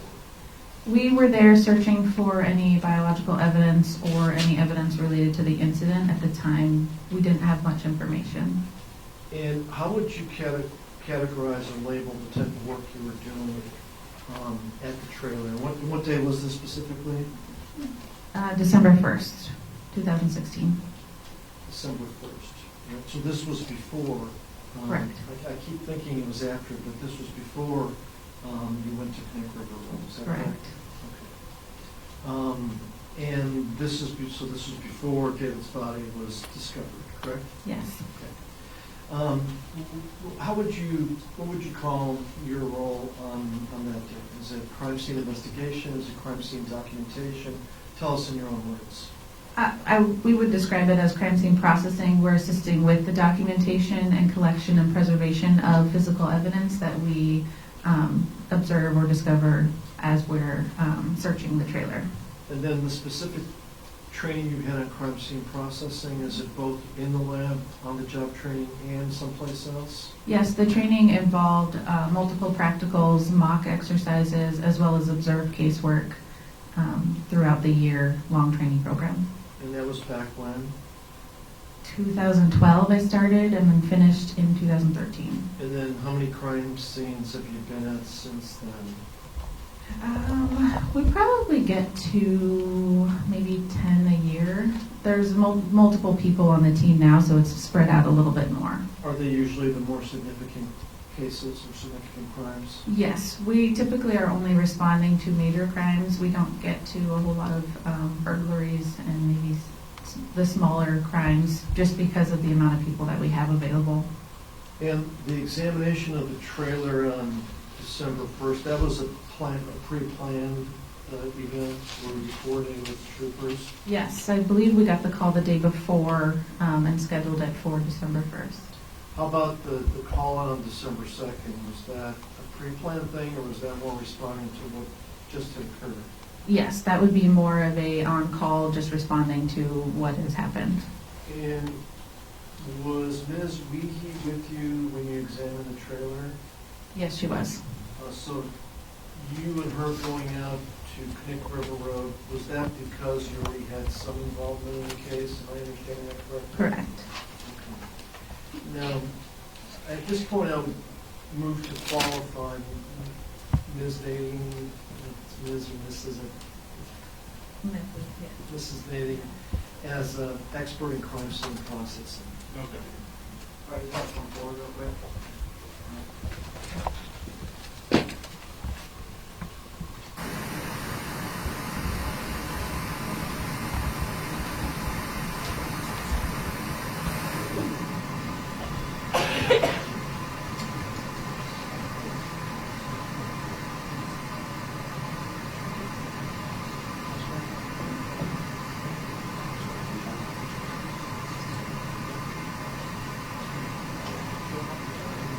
just wanted to let the jury know that this afternoon we will be doing a walkthrough of the trailer so that you will physically be able to see the trailer that they are going to be discussing at this time, okay? It'll be on the afternoon docket. So. All right, go ahead, Mr. Counsel. Thank you, and I'm not sure whether, when we met before the trial, whether you knew that the jury view was a possibility or not. Maybe we discussed. didn't. Okay, I don't know if we discussed it or not. Nonetheless, so when you go into this project here, what type of things are you anticipating doing in the trailer? Well, we start with a general overall search. We start with documentation, so we started with photography, which was performed by Carly in this case. And then from there, we start searching the interior, the exterior. We're looking for any biological evidence or evidence that might be probative to the case based from the case officer who was there with us. And the swamping, were you doing the swamping? Correct. And so in this By the particular... way, she's certified as an expert in the law position. Right. To make that- Thank you, Judge. Go ahead. And you were doing the swamping of the trailer? Yes. And was this a situation where, because you were working together with Ms. Weehee, either of you could have testified about both the Connect River crime scene and the camper trailer crime scene? Yes, she took the photographs, but yes, we were both there. Again, working as a team. Let me cue up some exhibits here, and I want to go through the examination. Your processing of the trailer using the photographs, I think would be the easiest. But first, what I want to do is move for the admission of 79 through 104, proposed exhibit 79 through 104. And I don't hear. No, okay, sorry. Okay, those photos are so admitted. So, and I don't think you've seen the exhibits as they were finally marked for the trial, but I'm going to be going through them in the order that we have them marked and asking about whether there's anything significant about the photograph or have you described the photograph in the jury, because as you heard, there won't be any opportunity for description or talking during the jury review of the trial. Okay. So we start out with State's Exhibit number 79. And can you see, or do you need to stand up, or do you, the last witness stood by the screen and had a hand? I can angle it also if you want me to angle it. If we could angle it just a little bit.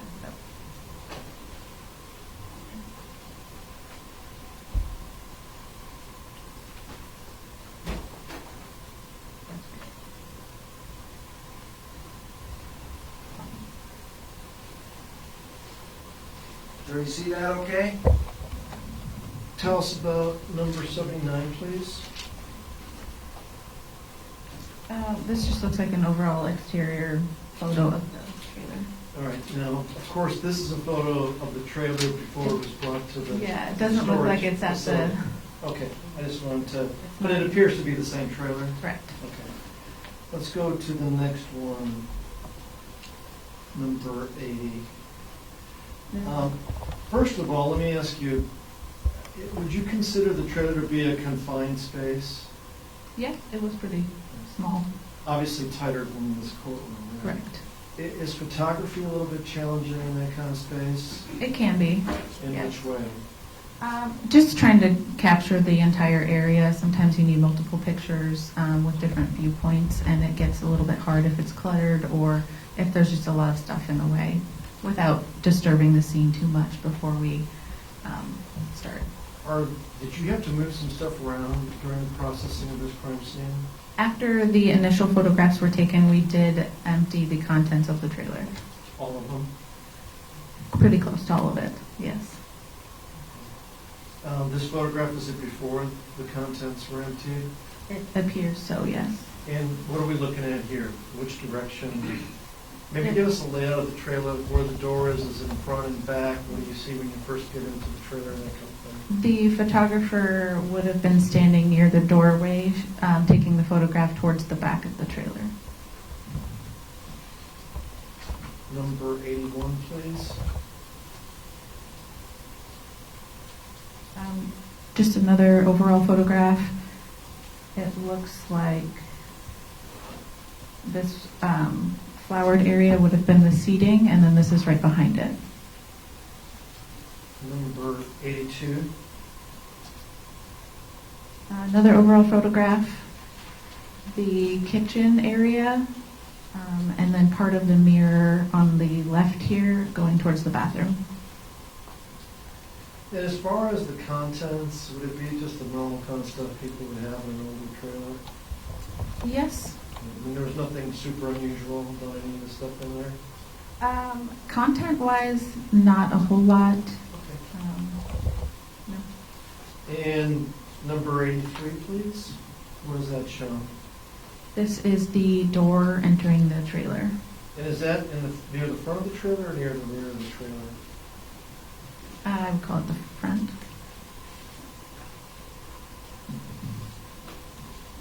Anything unusual about the door as you see it?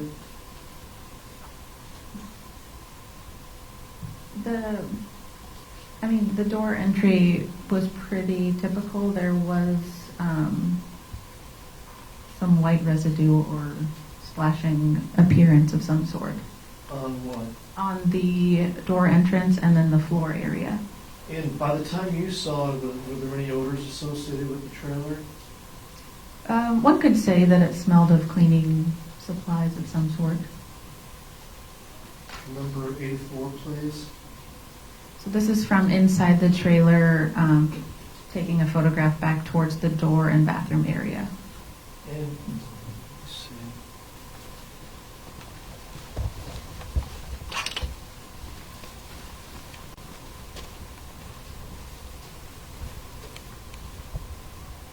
Look at the fancy pointer. And can you show us where the bathroom is? The bathroom is here on the right, and this was like a small closet area. Let's go to number 85. This is a photo inside the bathroom area. Number 86, please. Just another picture inside the toilet area. Number 87. This is a photo of the floor. Notice some of the drawers have been removed. As when removing things, we keep taking photographs. Number 88. That is a stain that we had labeled as S1. We did swab and collect that area. And why did you think that was important? It could have been possible blood. We did test it with hemosticks, which is a presumptive test for blood. It was positive, so we did collect that. All right. Let's go. And so did it just look like blood? When you looked at it, it was just like, in my training experience, this looks like blood, so we better swap it? It had a similar appearance, yes. So we would test it and then decide from there. And tell us, what is hemosticks? Hemosticks is a presumptive test that we used on scene to test for blood. It's sort of like a pH strip. You test it and there's a color change. It is a very sensitive test. It's typically used for blood and urine, but it has a crime scene purpose in that it is sensitive. It's just not human specific. Now tell me the nuts and bolts. So you got this thing. Right. And then what do you do with blood? What do you do with it as far as the hemosticks test? So the hemosticks, I would have swabbed a small area of the stain and touch the swab to it. If it did had a color change, it was positive, and I would have collected the whole stain and sent it in. And this is a reagent type test? Yes, it's more of a pH strip looking test. So the hemosticks is actually like A strip? strip, yes. And you touch the sample to the strip? Correct. And it changes color? Mhm. And what's the color for blood? It turns a dark green color. If it's negative, it typically doesn't change color at all. And how does it start out? Just pale or white? Or It's a yellow color. so yellow and green means presumptive for blood. Presumptive positive, yes. And this test a commonly accepted test for testing for presumptive blood. Yes, it is. Now, presumptive means it could be, right? Yes, we're not saying it is definitively. But eventually there may be other ways to figure out if it truly is blood. Yes, the DNA testing at the lab would be able to confirm. But for collection purposes, does the forensic community rely on this test to determine what needs to be swabbed versus swabbing the entire trailer? It helps us on scene to take the probative areas rather than swabbing the entire scene. It does help us weed out some of the negatives. Is it even possible to swab the entire scene in this case? No. Number 89, please. This is S2. It's a small red-brown stain, also tested positive and was collected by hemostats. And so it tested positive by hemostats, and then when you say it was collected for all these, what is the actual collection process? The collection process, so we take a swab, which is kind of a longer Q-tip. We add 1 to 2 drops of sterile water, and then I would rub it on the area to collect the entire stain visible that I see, put that, package it in paper, and seal it with evidence tape. And the water you put on the swab itself before you rub it on the stain? Yes. And then the purpose of taking all these photos is to show where all these swabs came from, the locations they came from? Yes. Okay. Number 90, please. This is S3, another stain from inside the bathroom near the door, also hemostats positive, and was collected and packaged. And let me ask you a question about the surfaces here. Knowing that this is an older trailer, is this the type of like fake wood that you saw back in these type of RVs where there's like fake wood grain and something? Yes, it did appear that way. Because I noticed on here, there's, on the photograph I have, there are a lot of dots on there, but you focused on the red markings? Yes, and it is hard to see all of the area on a colored or multicolored background like this. Then let's turn to 91. I believe that is S4. I'm not sure the orientation of that photograph is correct. I don't think so. Right.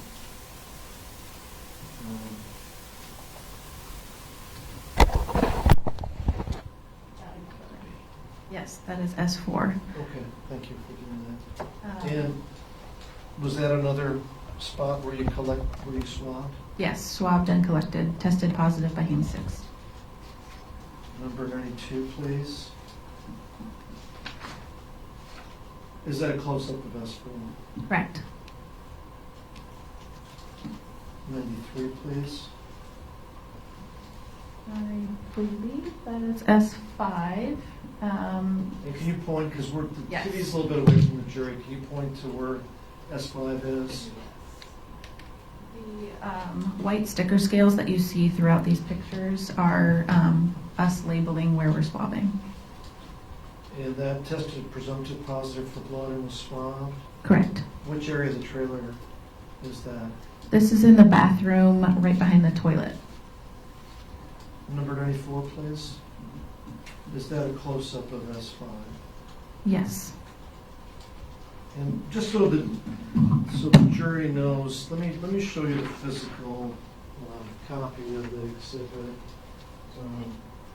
as opposed to the screen. Just looking at 94, is the dot or the stain more apparent in the physical one? On paper? Yeah. Yes. Okay. Well, I guess at the distance, I can see it now on the screen, right? Yeah, the distance might be hard to see. They are really small.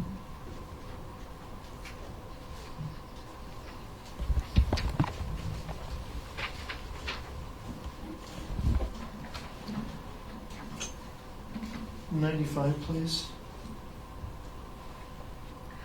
This is an area labeled S6. This one tested negative for human sticks and was not collected. So that was eliminated. Yes. And that's the floor area? Yes. And was the floor linoleum, or do you know what the floor, remember what the floor was? I don't recall. No, okay. No. 96, please. This is an area of the screen door.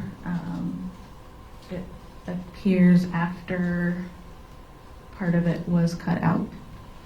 And there's a sticker on that door too. Can you point out where the sticker is on that door? Yes. Right here, going across. And is that S7?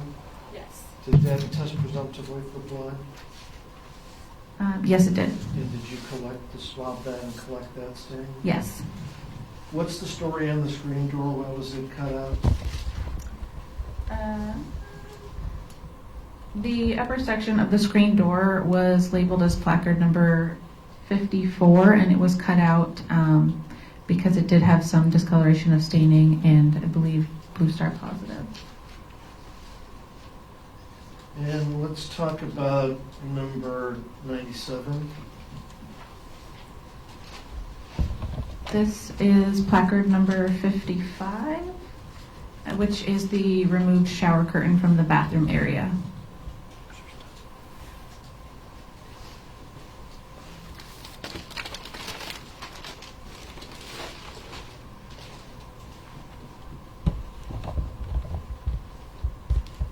And was Investigator Dakota with you when this was happening?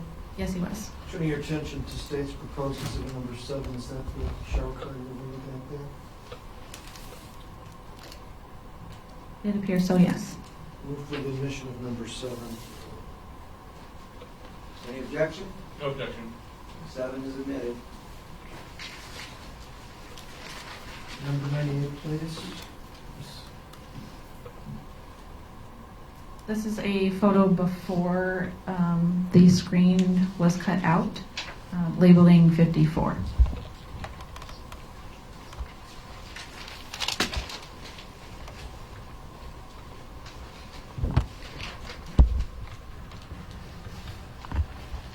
Turning your attention to state's proposed exhibit number 6.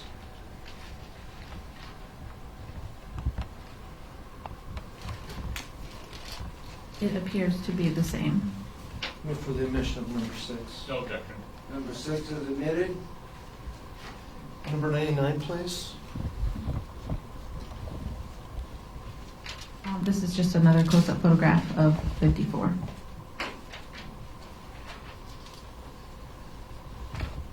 And could you see the stain with your naked eye there or not? Yes. If you can you point it out? We were focused on this area. Thank you. Number 100, please. This is the entryway entering the trailer. Is this after some of the stuff was moved out of the trailer? Yes, it was. And is there anything significant about that photograph? We were just documenting that white residue or splashing that we were observing. And you didn't do any scientific testing on that, We did not. but you just noticed it was unusual? Yes, and it was only in this part of the trailer. Did it appear to be a residue, or what more can you tell us about that staining? It could have been maybe like dried cleaning supplies. It was a white, kind of a white residue. Was the odor coming more from there, or was it just the general odor in the area? No, the odor was definitely in the entry area. Number 101, please. This is a Blue Star photo. I'm not sure of which stain at the moment, but that's what this is depicting. Can you educate us on Blue Star? Yes. So Blue Star is a chemical that we use also searching for trace blood, or maybe if we see some visible blood, the Blue Star will also bring out more of the area that we didn't see visible with our eyes. And it does turn it glows blue, is what you're saying, when it's positive. Now, take me through the nuts and bolts of that. So there's an area, and you want to blue star it. What do you physically do? So we mix it up. It's a couple tablets mixed with water. We're spraying it with a spray bottle, and we apply it to the areas that we think may contain blood or possible blood, or maybe there was, could have been blood there at some point. That's what we're looking for, is a trace amount of blood that you can't see with your eye. So you spray it on an area with a spray bottle? Yes, we are doing this with the lights out. It is completely dark. And if we see this blue chemiluminescence, as it's called, or glowing sensation, then it's a positive, presumptive positive for blood. Does it glow on its own, or do you got to use certain glasses or certain instrument or anything like that? Nope, it just glows visible to your eye. Now, let's talk about the photography aspect. How do you photograph this stuff? This would have been a longer exposure, meaning she took maybe a 30-second or minute long exposure with the shutter open in order to capture all of the light. Let's go to number 102. Is that a similar blue star? Yes. Another blue star reaction. And number 103. Again, another blue star photo. And these are all from the trailer, right? I believe so. I would need to see like the before picture. Usually we take a before photo in daylight and then an after photo so that you can see the same area with the parts that are glowing blue. And my intent here was not to match up the blue star with the exact area, just to show that you did do the blue star and got a reaction within the trailer. So We did. these are more admitted for like demonstrative. But you know that we got them from your camera roll, right? Carly's, yes. Yes, we presume it's from the trailer. I would, yes. And number 104. Another blue star positive area.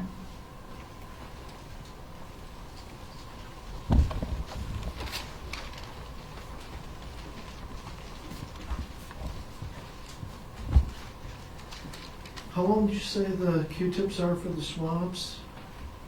A couple inches. And you come equipped with those when you go to a crime scene? Yes. Is that like a standard thing you have in your processing kit? Yes, we always carry swabs and sterile water. And the sterile water, you have to purchase that, it comes in a bottle? We purchase it at the laboratory, and they come in little vials, single-use vials. Yeah, and after you take the swabs, they are preserved as evidence, correct? Yes, so all of the evidence that we're collecting on scene goes back to the scene officer who's there with us, and then from there, I'm not sure, they decide what to send to the lab and whatnot. But I presume that you have a working knowledge of what the lab can do with these things, correct? Yes, Okay, it's part of the it is. process. So Yes. when a police officer sends these swabs to the lab and says, can you check these for DNA, can you develop some DNA from them, and you can compare it to a known DNA sample, what does the lab do? Do they cut off a piece of that Q-tip, or what do they do? Yes, that is not something that I'm doing at the lab, but from what I understand, that is how it works. But I would definitely get a DNA person. Right, so obviously the lab, and I'm not going to delve into DNA with you here, but the lab has a DNA section, correct? Yes, they do. And the reason you're collecting this is to hopefully eventually, if it's needed, to get into the DNA section, correct? Yes, that is the purpose.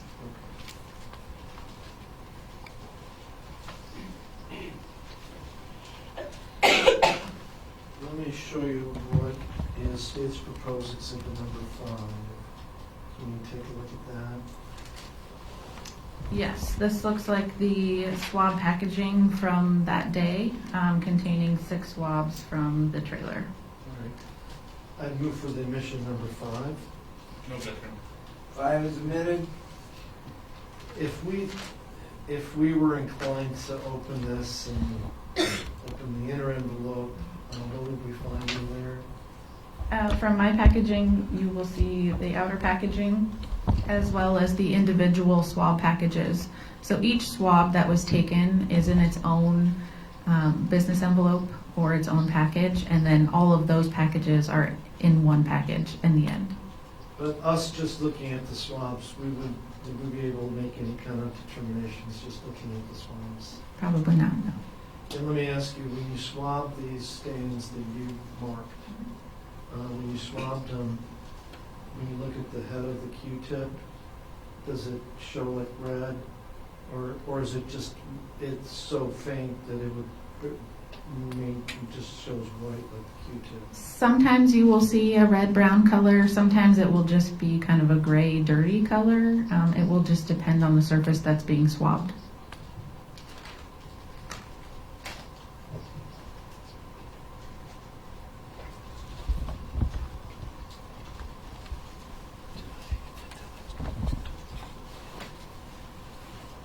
Give me a moment here, please.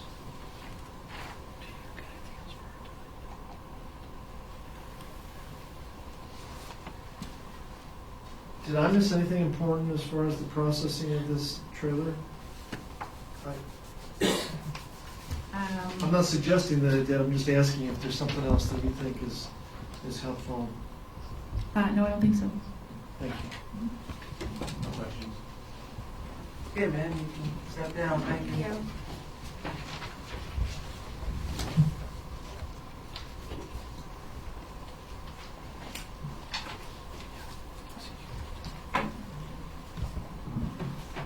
Our next witness is Kyle Pratt.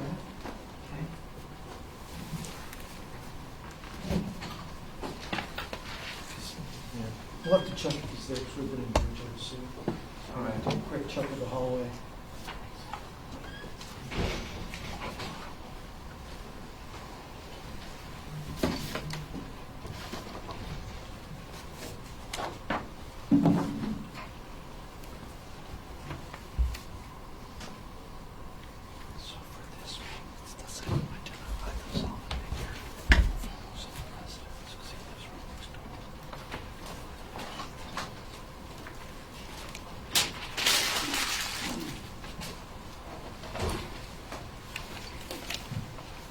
Your name, and KTVA, following swear and oath from your testimony you give in this case now before this court is being turned over to the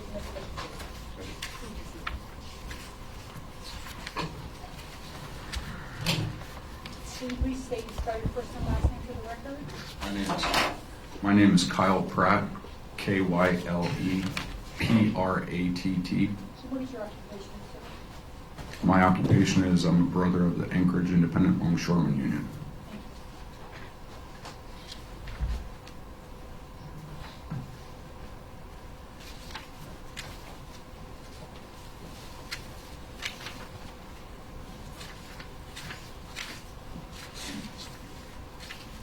Morning, Mr. Pratt. Morning. Let me ask you first, tell us what you do for a living. I know you said longshoreman. What does that entail? I work in Anchorage as a longshoreman, and we unload ships. And, okay. Okay. Yeah, just all the freight that comes up to Alaska from the lower 48. And how long have you been doing that? 7 years. Which part of the state do you live in? I live in Palmer. How long have you lived there? I'm working on 5 years. I've lived this month. In which area of Palmer do you live in? It's a mile off the Glen Highway. It's southeast Palmer. And is this the area in the neighborhood behind the Tsunami Center, behind Noisy Goose, that area? Yes, it is. It's up on Helen Drive, behind a mile off the highway, up behind the Noisy Goose. And is Helen close to ST Drive? Yes, it is. Tell us the relationship between Helen Drive and ST Drive. It is an intersection that's just right off my driveway. It's kind of heavily wooded. Every house sits on an acre and a half lot. And do you share a property line with Rodney Allmendinger? Yes, I do. How long have you been neighbors with Allmendingers? Since I moved in 5 years ago. And I'm going to turn your attention to the time period on the exhibit next to you, 2016, November specifically for your testimony. Were you living at your house in November of 2016? Yes, I was. And it's been a while, but let me ask you some questions about the 13th and the 14th. Did you smell any unusual smells in the neighborhood on November 14th, 2016?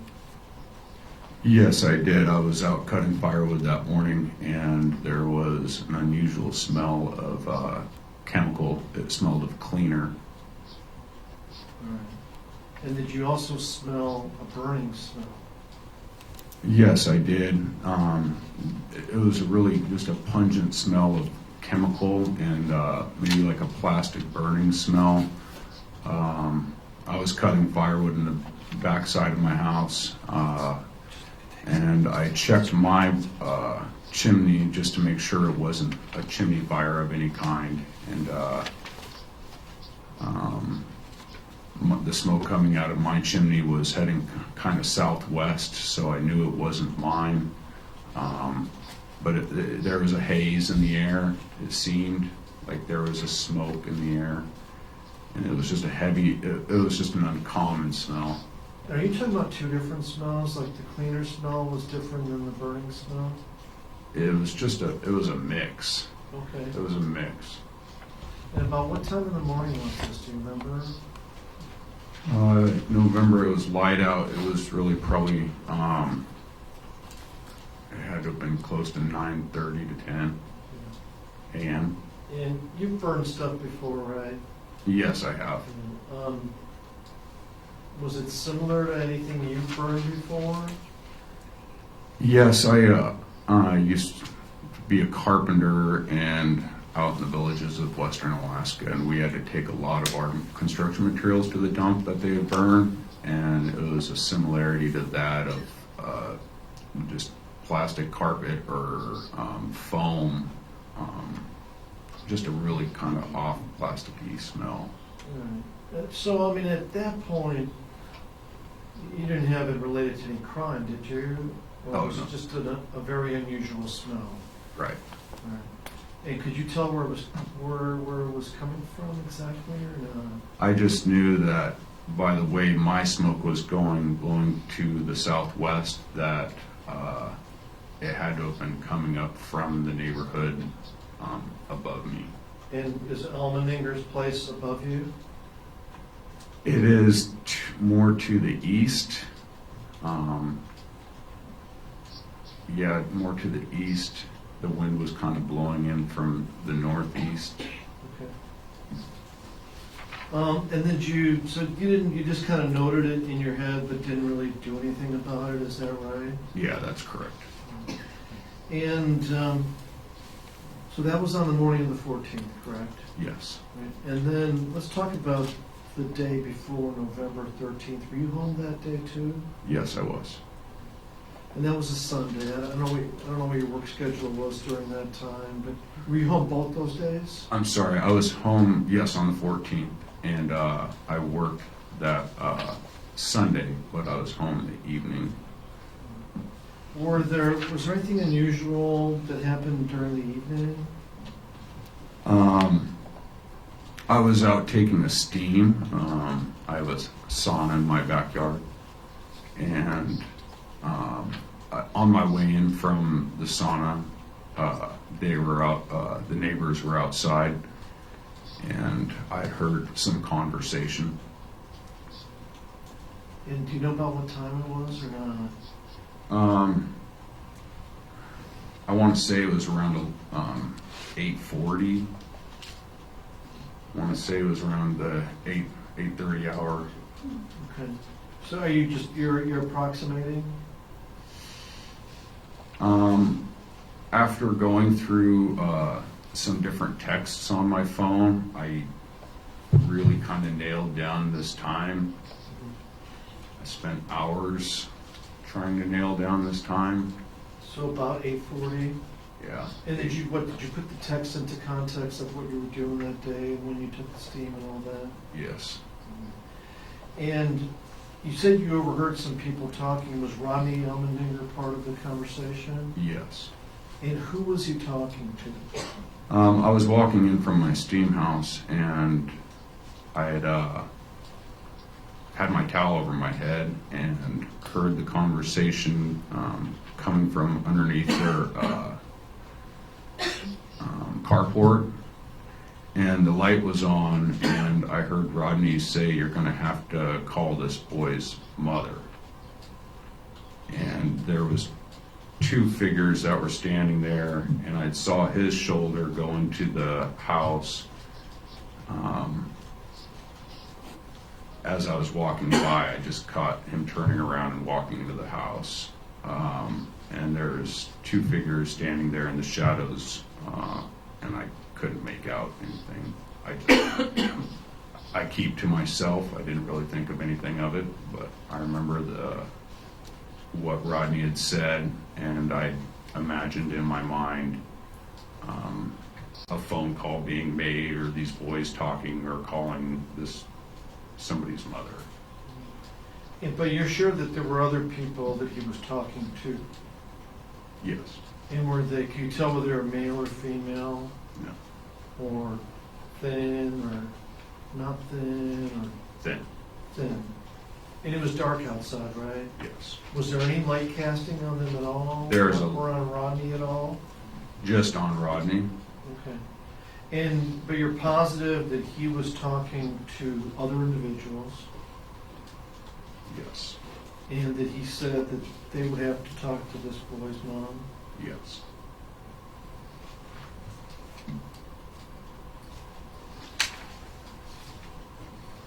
And I know when I questioned your grand jury, I think you said it was between 7:40 and 8 o'clock back when you were a grand jury.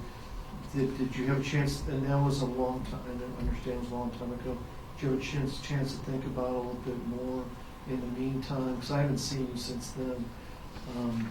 As far as the time, did you have a chance to do more research on that? No, I have not. I have tried to think if it was a 7:30 hour or 8:30 hour, and I just usually kind of start my steams at a certain time, and it's about when I was ending it. Okay, give me a moment here. It should be in here. Just a moment, Judge. I'm just trying to retrieve some exhibits here. Me.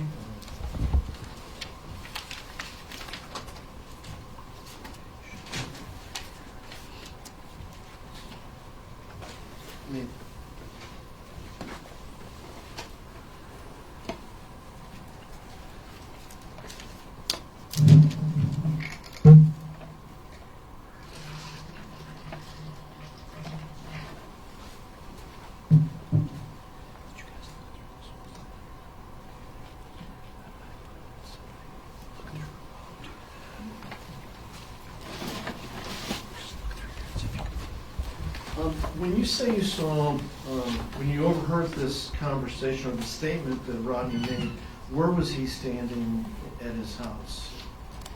In the front doorway, outside, underneath the carport. And where were the other two people standing? Out, not underneath the carport.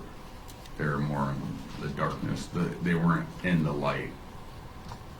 Did you hear any response to his statement from the other people? No. And do you remember an old camper trailer being there? Yes. And was this near the camper trailer, or was this near the house that the people were standing Between. between?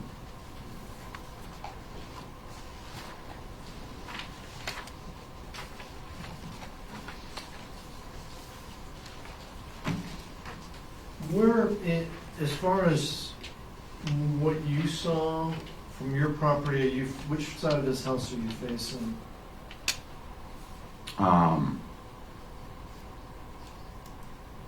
I'm west of his house. My home is west of their home.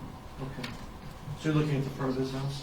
The side of his house, Side of his house? the west side of his house. And where was that, so I know he has a house, and he has a garage, Yes. and he has another building, I think.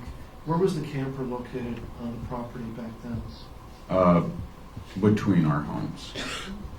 And it was, it's northeast of my house. Let me show you some photographs here. And let me show Mr. Nicole first.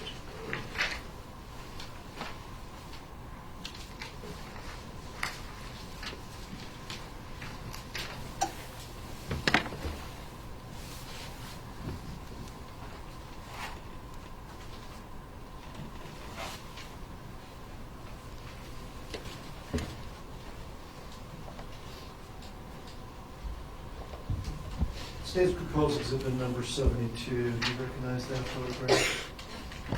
I've never seen that photo. But I mean, do you recognize what is in that photograph?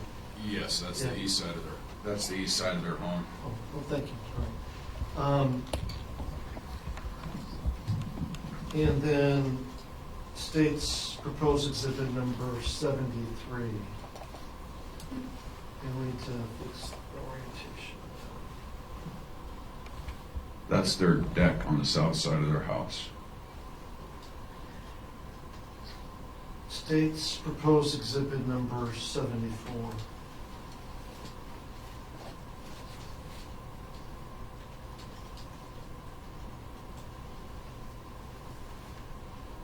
That's the new garage they just built here last summer. But it was there in the fall of 2016.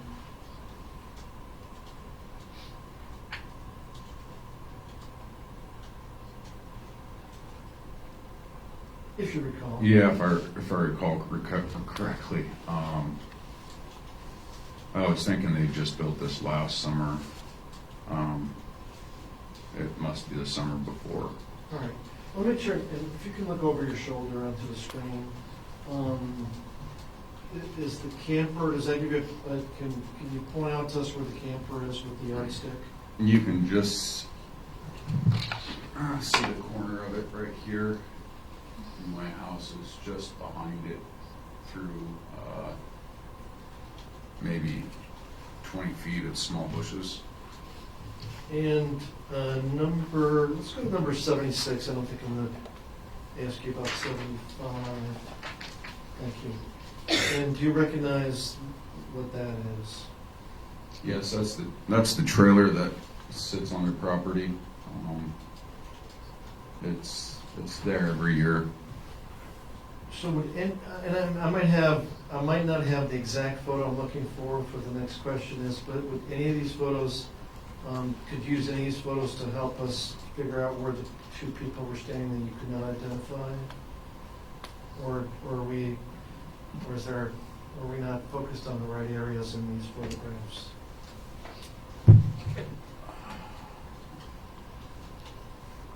I believe that that shed door that's open is like the east side of the house, and my house is just behind the trailer. The carport and the house are back over here, and the individuals were standing in between the two. And how far would you say that the people were away from Rodney Allmendinger? They're just out from underneath the carport. There wasn't, they're shadowed. They might have had light on facing them from the carport, but And was he talking pretty loudly? yes, Does he usually talk in a loud voice? yes, unmistakable. I'll move for the admission of 72, 73, 74, and 76. So admitted. Just so we're sure that it was Mr. Allmendinger's voice, have you heard his voice before? Yes, And you would recognize his voice? yes, And then eventually you did notice that the trailer was missing, is that correct? Yes, that is correct. And were you familiar with Erick Almandinger when you living in the neighborhood, or no? No. I would see the boys out there walking from the basement. There's a door down by the basement with some kind of awning greenhouse or something underneath the deck. And I mean, I'd see them walk up to the trailer, but I wouldn't really pay any attention to them. They'd just kind of beeline from place to place. They didn't spend much time outside. Thank you, Mr. Pratt.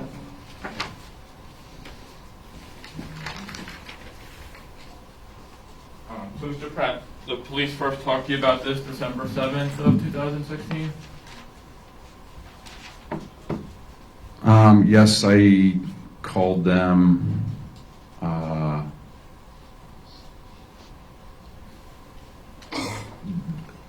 pretty much immediately after I had found out when the news came out. So the news came out that Erick had been arrested, yes? Yes, And after that news came out, you contacted the police. yes, So it was on or about December 7th that you contacted the police? Yes? yeah, it was that week sometime. Okay. I put it together when the news came out, and I Google mapped the location of the address and realized that's why the trailer was missing. Okay. So, and when you talked to the police on or about December 7th, you tried the best that you could to recount what you knew to help in their investigation, right? Yes, And you recounted a conversation that you heard November 13th. yes, Okay. Now you also told the police that you came out of your steam room when you heard that conversation, yes. and that your steam room was set to 250 degrees. It can get up to that hot, but I don't get it that hot. Didn't you tell? Well, you testified in the grand jury, right? Yes, And when you testified in the grand jury, you were under oath, right? correct. And can I approach the witness?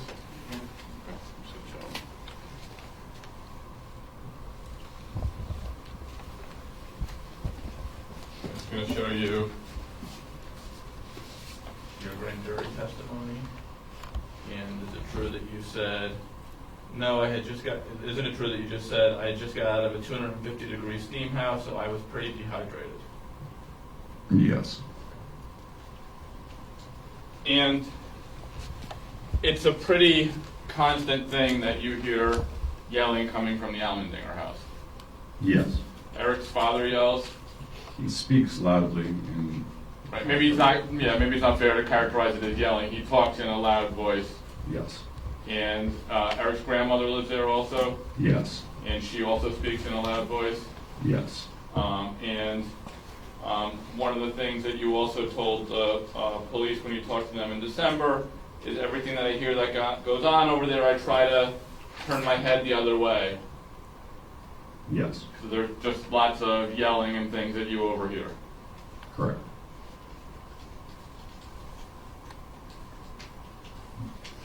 No further questions. Thank you. Any redirect? No, thank you. Okay, sir, you can step down. Thank you. Okay, we will now recess for lunch. Again, report back at 1:20. We'll start at 1:30.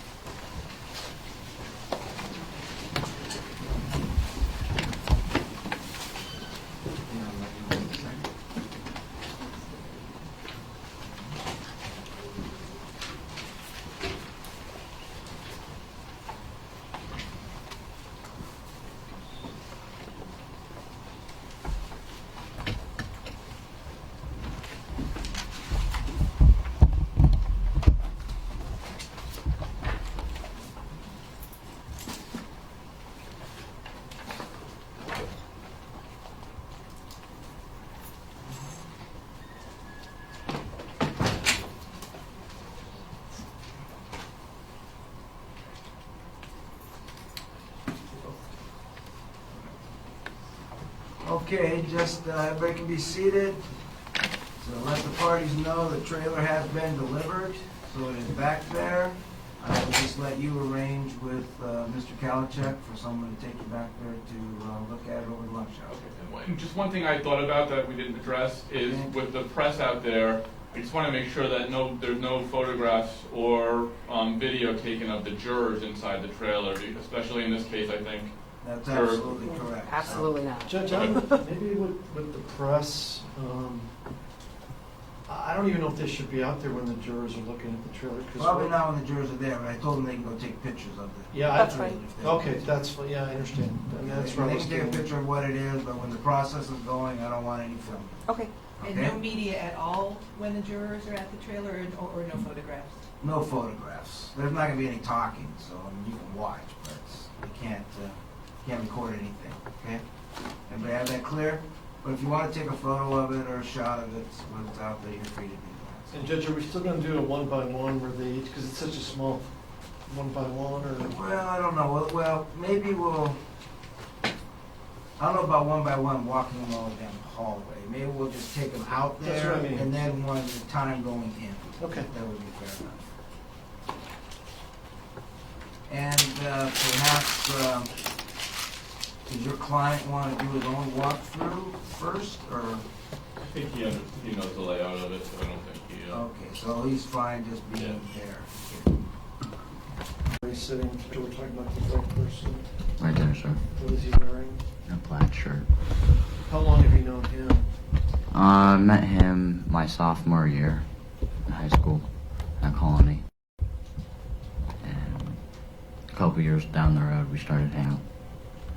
Do you remember what year that was when you first met him? I want to say it was 2015 or 2014. Was he in the same class? No, he was in the same school. He was younger than you? Yes, sir.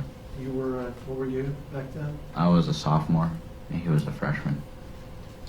And did there come a time when you lived with Erick Almandinger? Yes, sir. Why were you living with Erick Almandinger? I didn't have anywhere to go. I couldn't go back to my mom and dad's, so he was the only one that was letting me in.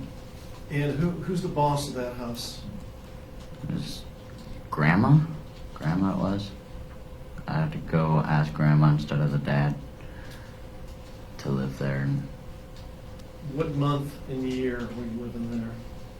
it was beginning of school year 2016 in August.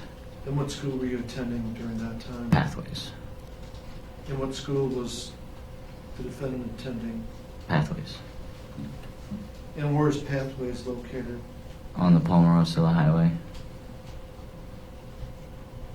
Over there by the Allstate building. Okay. And when you lived over there, the school started when? August, mid-August. And were both of you attending school regularly, like every day? Yes, sir. During that time? Every day? Yes, sir. And same goes for Yes, sir. September? September. Every day? Yes, sir. And October? Every And day? then I went back to my parents' house in November. How about October? Both of you were still living there and going to school? I wasn't living with Eric then. When did you leave? I left October 31st. Why did you leave? I wanted to go see some other friends and see how my family was doing. And how about school? Did you I quit going, and then that's when I started working. tell me the date again? I started working January 9th, 2017. I'm sorry, I should have been more specific. The day you left the elementary home. October 31st. Now, I understand that Mr. Allmendinger wasn't very pleased that you just left without saying anything, right? Yes, sir. And is that what happened? You just kind of took off and left Yes, it sir. like that? And then October 31st, and did you have another place to stay? Yes, sir. I was living with my friend Brian Brian who? Johnson.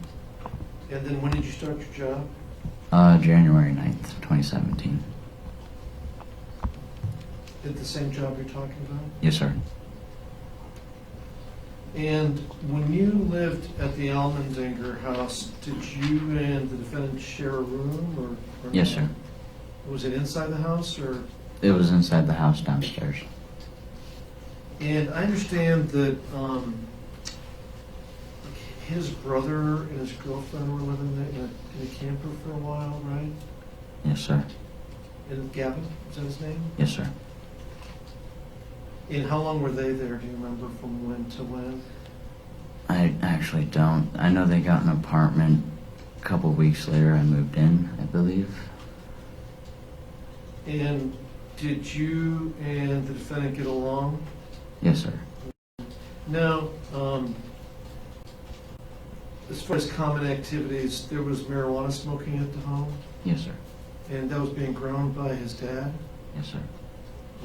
on a regular basis. Yes, sir. Like this, the growing and the smoking. Yes, sir.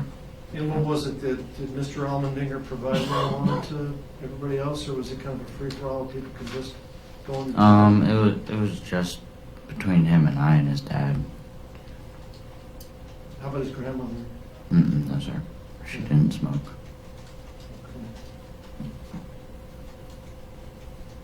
You never saw her smoking? No, sir. She's older, right? Yes, sir. In her 70s? I believe so. What did she usually do? Was she usually at home? Yes, sir. And what type of things did she do at home? So she liked watching TV. In her office. She was always in her office. But the marijuana thing was not her thing, right? No, sir. You never ever saw her smoking marijuana? No, sir. And Rodney Allmendinger was okay with you and Erick Almandinger smoking marijuana? That is his name, so we have. Did Rodney Allmendinger give you permission to smoke marijuana on the premises? Yes, sir. And did he give Erick Almandinger permission to smoke marijuana on the premises? Yes, sir. Did he give any visitors or friends of either of you permission to smoke marijuana on the premises? Yes, sir. And were there occasions when other people came to smoke marijuana on the premises? Yes, sir. And let me run some names by you. Dominic Johnson, was he one of those people? I'd see him over there a couple of days. Smoking marijuana? Yes, sir. Bradley Renfro, Yes, sir. smoking marijuana? Yes, sir. Devin Peterson, I never saw Devin over there. His grandma didn't like Devin. Austin Barrett, Yes, sir. smoking marijuana? Yes, sir. Hanging out. Yes, sir.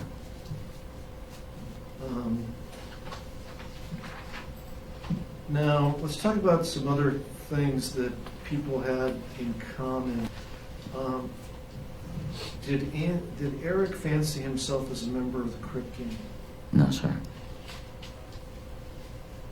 So what I have in my hand here is your grand jury testimony when you were under oath. And I asked you that exact same question at grand jury, and you said, yes, he did. I said So- he wore the blue flag. He didn't affiliate in it. I know, but here's the problem. If you,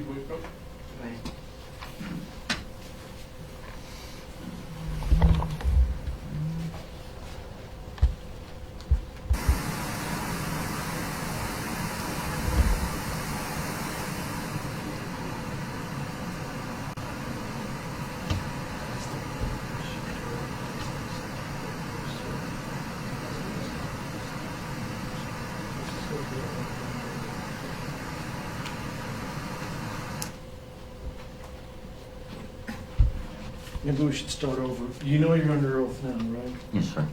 And you know you're under oath at grand jury, right? Yes, sir. Different group of people, but you're still under oath. Yes, sir. So I'm just going to tell you, before I get into the rest of my questions, my expectation is that I expect your testimony to be similar. And if it's not, then I want to ask you why it's not similar, okay? Yes, sir. And then I also have a third document, which is the interview you did with the defense investigator. So remember, I have all those things. I'm going to be doing a compare and contrast. So let me ask you the question, quote, did Erick fancy himself a member of the Crip gang? No, sir. Right. Let me approach you. 102 of the grand jury transcript.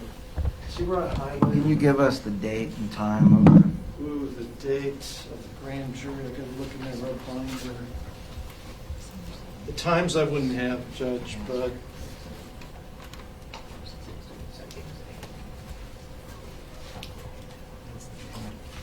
grand jury transcript binder could be in Mrs. office.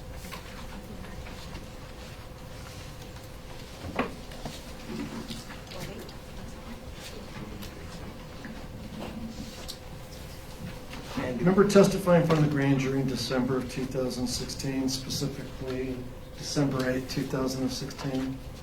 I remember it, sir. I was the guy asking you questions. Yes, sir. You were the guy giving answers. Yes, sir. All right. Page 102. So this is what gets printed after a grand jury. This is a transcript of the exact questions I asked when it was being recorded and your exact answers. So read what I have highlighted here where I'm pointing at. Okay? Question I asked, the same exact question, that's why I asked it here. Did Eric fancy himself as a member of the Crip Gang? What was your answer? Yes, he did. All right, so, next question. Why are you saying he didn't today when you said, yes, he did in December of 2016? I honestly have no clue, sir. Well, the basic question is, are you lying now, or were No, you sir. lying then, or give some explanation to us? Hmm.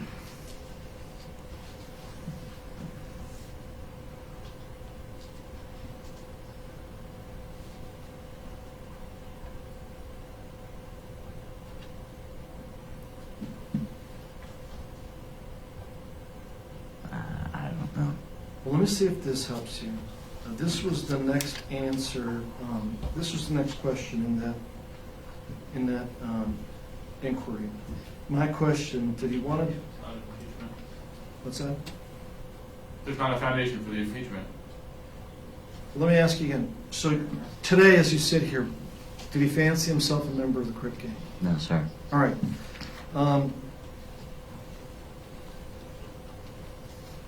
Let me see if you can explain the next question here. When you testified at grand jury, do you remember me asking, quote, did he want to be a member of it, or did he think he was just a member of it? Or, in your answer, he thought he was a member of it, and he told me all these rules. And I was like, I don't know if you could do that because I don't want you going down that road. Do you remember giving me that statement at grand jury? Yes, sir. All right, so let me ask you again. Did Eric fancy himself a member of the Crip Gang? No, sir. Did he talk to you about all those rules? Yes, sir. What? Yes, sir. Okay, so now you're saying he did talk about the Crip rules. He talked about it, but he wasn't in it. All right, he wasn't in it. And when you say in it, what do you mean by in what? The Crip Gang. Where do you think the Crip Gang is? I honestly have no clue. So how do you know whether he was in it or not? I don't. So, how about you? Were you doing the same stuff that Erick Almandinger was doing back then? In terms Back then, of- yes, sir. What's that? Back then, yes, sir. Okay. Because, remember when I asked you at grand jury, I asked you whether you claimed any affiliation, you said you didn't, right? Yes, sir. But now as you sit here, you know that we've gone through everybody's Facebooks and phones and whatnot, right? Yes, sir. So are you aware that we haven't, have you ever been, I'll ask a different question. Have you ever been photographed doing the C Crip sign? Yes, sir. Have you ever been photographed with a blue bandana on your forehead? Yes, sir. Have you ever been photographed with Erick Almandinger, with both of you doing the C sign? Yes, sir. So why were you doing those things? To fit in To fit into what? the friend group we had. Grand jury, you told the folks that you didn't want him going down that road. So why are you doing the same stuff and promoting him going down that road? I mean, you're the older guy. So why are you doing the same stuff if you don't want him going down that road? I was young, sir. Let me run some exhibits by you. And let's turn our attention first, just to make sure we're talking about the same house, number 72. If you can look at the, we're going to have it up on the screen here in a moment.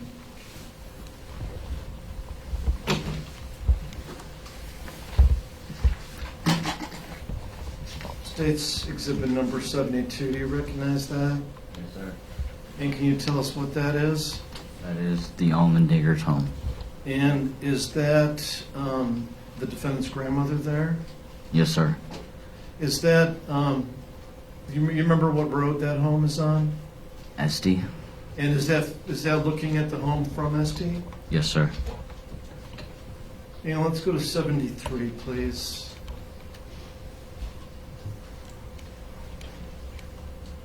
You recognize that? Yes, sir. And what is that? That is the front deck or the back. It's the side of the house. And 74, please. You recognize that? That is the garage. And is the camper in that picture also? Yes, sir. And did you ever stay in the camper, or Erick Almandinger stay in the camper? We stayed in the trailer a couple nights, and then his dad moved us into the house. That was when we first moved in. After his brother moved out, we moved into the room. And let's look at state's proposed exhibit number 75. You recognize that? Yes, sir. And what is that? That is where his grandma parked his car. Inside the garage? Inside the garage. I move for the admission of number 75. So admitted. Now, let's clarify, so this business of you doing the same stuff, let's take a look at state's proposed exhibit number 39.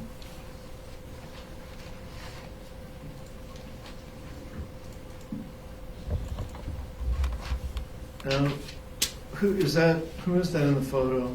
That is Erick Almandinger. And what's he doing? He's holding up the C. And what does that star mean? I honestly have no clue. And is that you in the background? Yes, sir. And what are you, you're also holding up the C, right? I don't think I was in that picture. No. All right, so not in that one. Now, what are you wearing in that photo? I am wearing a blue bandana. And what do those words mean? I have no clue. You have no idea? No, sir. You don't remember Erick Almandinger ever using those words? No, sir. Let's look at 183, please. I would move to admit 39. Any objection? No objection. So admitted.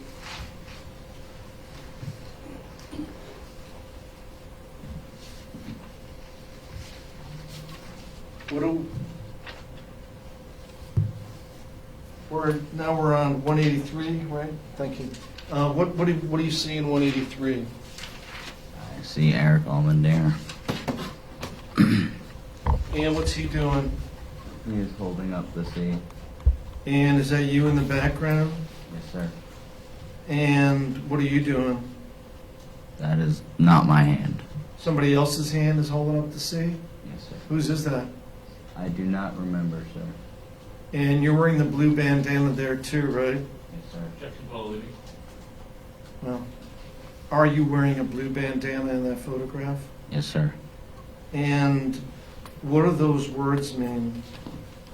Straight cooling with Ma GC. Just chilling with. I don't know what GC means. You're I know. saying you're not familiar with any of those things? I'm familiar with the word cooling. It's just a different word for chilling. Do you know Garrett, Canada? I do, sir. Were you guys hanging out? Was Garrett Cannon on that photograph? Is that his hand? No, sir. What's that? No, sir. How do you know? Garrett doesn't have that chubby of hands.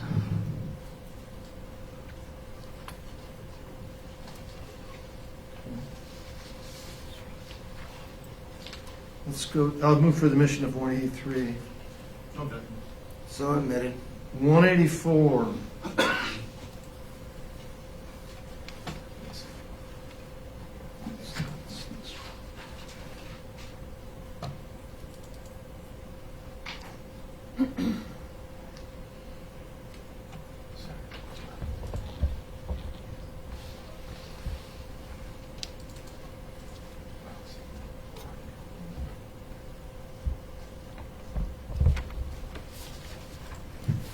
Try 186. If we don't have 184, let's try 186, and I'll just do the paperwork from 184. Can you just real quick for 1 second while I'm looking at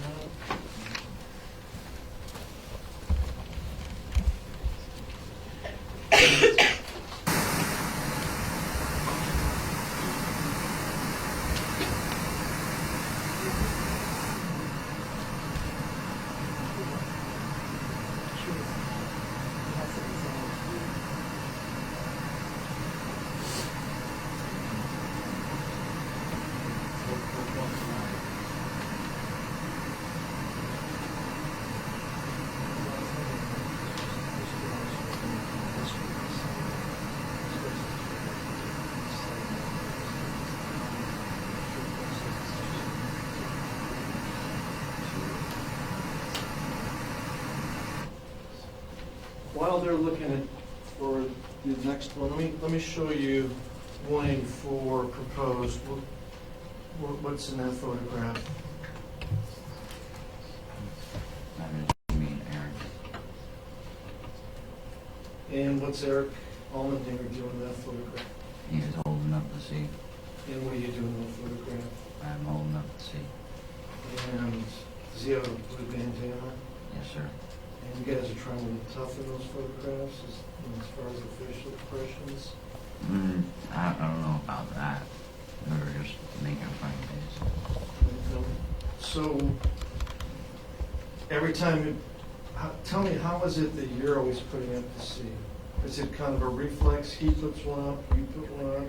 Tell me how this works. You say, you told me in grand jury you want him to go down this road, so how is this working between you and him and all these selfies? I have no clue, sir. You have no clue of why you did those things? Yes, sir. How about, do we have 186?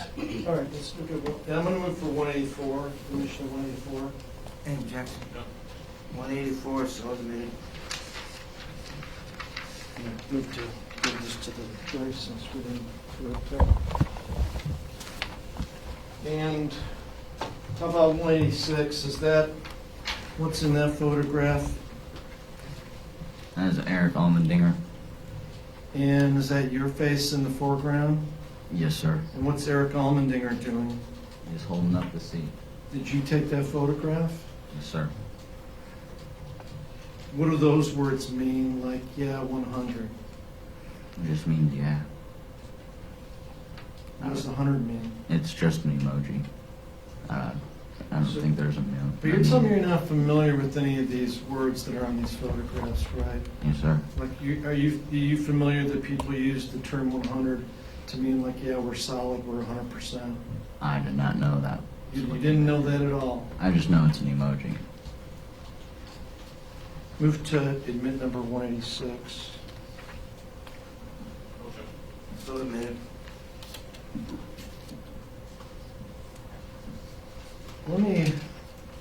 So, as to why you were displaying all these things, your final answer is, I don't know. I was young and dumb. Are you still doing those kind of things? No, sir. When did you stop doing those kind of things? I stopped doing that when I moved back to my parents' house in November 2016. You stopped doing it after David Grunwald was killed? I stopped doing it before that. Let's talk about Dominic Johnson. How did you get to know him? I met him in high school at Colony. Did you meet him first, or did Erick Almandinger know him first? I actually don't know. I might have met him at the same time. And he was friends with Erick Almandinger? I have no clue. Okay, well, let me get back to that. As far as the associations, I'll get back to that. I might have to refer to your grand jury testimony again. And was the defendant in Colony too for a Yes, while? sir. And that's where you first met, right? Yes, sir. And who left Colony first, you or the defendant?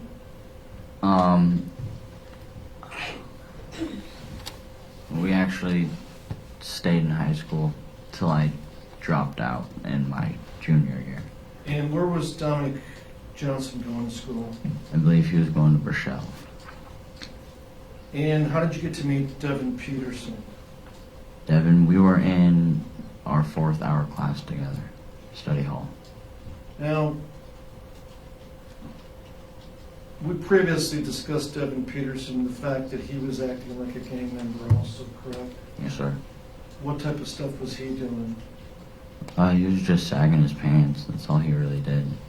Blue sweatshirt, Blue sweatshirt. photos of him with guns. I have no clue, sir. Did you ever see the photo of him with the 2 guns across his chest saying, "Bury me in a blue coffin"? No, sir.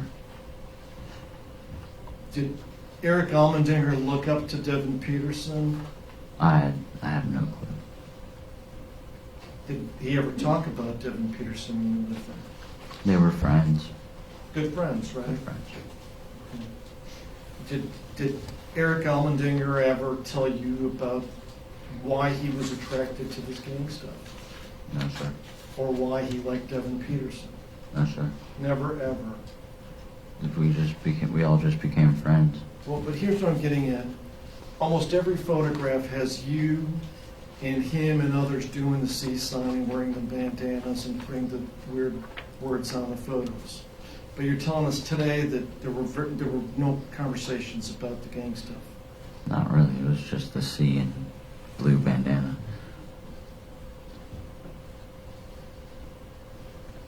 So you're saying Erick Almandinger wasn't a Crip, but he wanted to be a Crip. Yes, sir. Got it.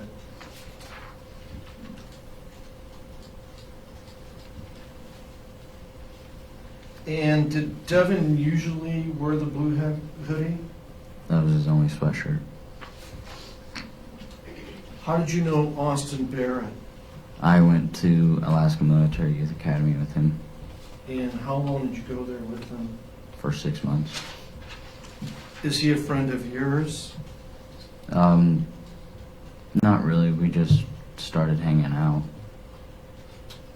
And did he hang out with the rest, meaning Dominic Johnson, Erick Almandinger, Yes, sir. and Bradley Renfro? Yes, sir.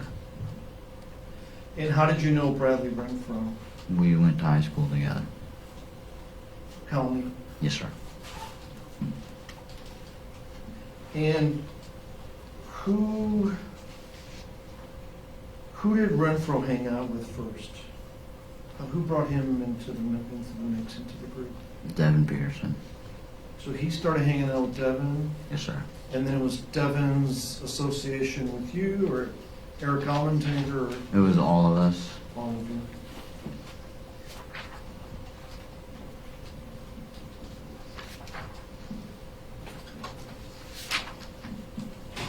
And so with the marijuana, the Austin smoked marijuana, correct? Yes, sir. Bradley did also? Yes, sir. Devin? Yes, sir. Was this a daily occurrence? Yes, sir. Was there harder drugs used? No, sir. Maybe Mucinex? Oh, yes, sir. Mucinex was one of them. And that's something you can get in the store, right? Yes, sir. But you're talking about abusing it, like taking too much of it. Yes, sir. Did everybody do that too? Yes, sir. Alcohol use? No, sir. Nobody? Nobody. We weren't old enough. Let's talk about firearms. When you lived at the defendant's home, did you see him with firearms? Yes, sir. Specifically, what type of firearm did you see him with? A 40 caliber, Ruger? I believe so. Let me show, let me get the pen.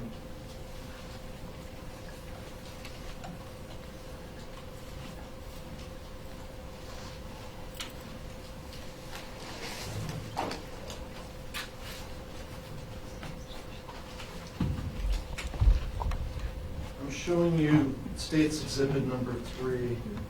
Was this Erick Almandinger's gun? Yes, sir.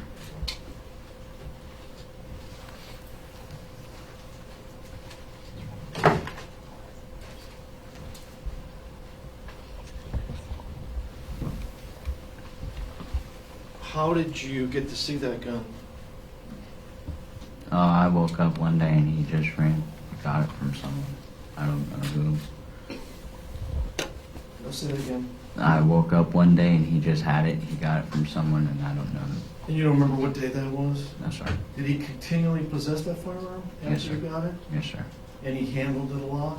Yes, sir. You liked that gun? Yes, sir. Was it usually loaded? No, sir. Was there shooting done with it? Once or twice. At the Allmendinger house or at Peterson's house? We went out shooting at, like, Sutton. And who is we? Me and Eric.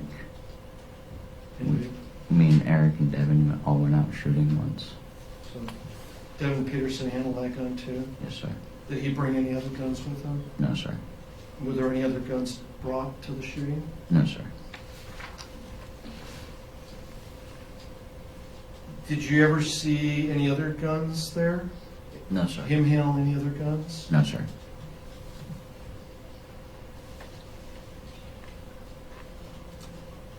Do you ever remember seeing a photograph of two guns in the defendant's waistband? No, sir. No. Now, you said in the camper you only stayed there a couple of nights, is that correct? Yes, sir. All right, now, so the alcohol, you're saying the alcohol was not a thing with the group? Not very often. Not very often, all right. But on occasion? Yes, sir. And did Rodney Allmendinger allow younger people to hang out in the camper? No, sir. He didn't? Only David. He was only allowed. David was the only one allowed over. No, who? Rodney only let David come over. David who? Grunwald. So Rodney knew David? Yes, sir. How many times had David been over? He had been over twice. Okay, and you say, did you actually see David Grunwald meet Rodney Allmendinger? Yes, sir. So Rodney approved of David, Yes, sir. but not of the other ones? No, sir. But they still came over, right? Yes, sir. And is that without Rodney knowing? Yes, sir. And without Myler knowing? What's that? Without Myler knowing? Yes, sir. And you think that's the grandmother's name, right? Yes, sir. Did you have any reason to fear Eric? No, sir. Were you better buddies with Erick Almandinger, or was Dominic Johnson better buddies? I want to say him and Dominic were better friends. And Erick Almandinger was good friends with Bradley Renfro? Yes, sir. And would you say that all the individuals you mentioned were tight? We were all a good friend group, yeah. And as far as who was the boss of the group, was anybody the boss of the group? No, sir. Was Austin the boss of the group? No, sir. Now, did Austin go by a different name, different first name?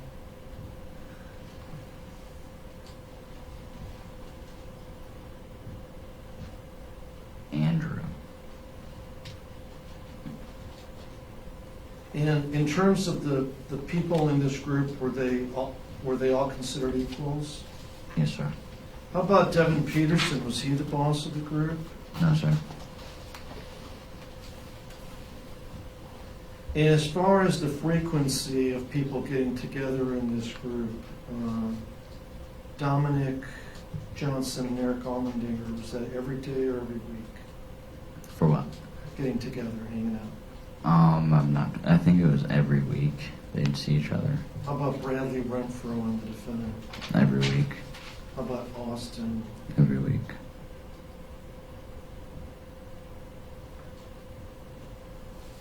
And the other, let's talk about Renfro, Johnson, and Austin Barrett. Did you ever hear them talking about being in Crips or doing any of the C stuff? They did the seaside. And you're saying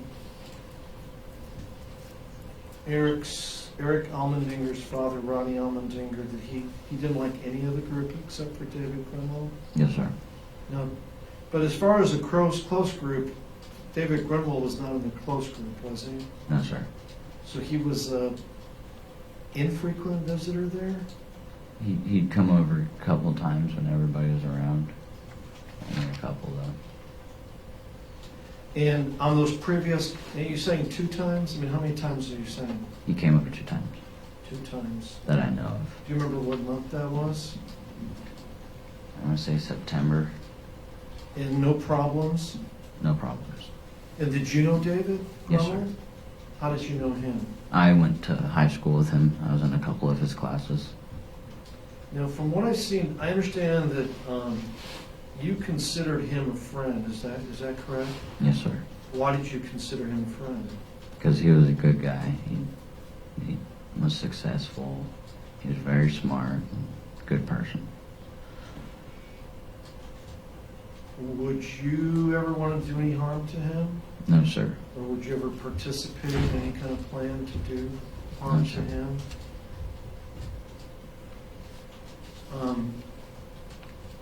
And you were not involved in Yes, I was not involved. any of the events leading to his death, No, sir. other than being in a certain place? I was at his house the night my brother came and picked me up. The night they killed him. I want to explore that a little bit with you. Let's talk about November 13th. I'm going to write some things down. When you bring me the answers.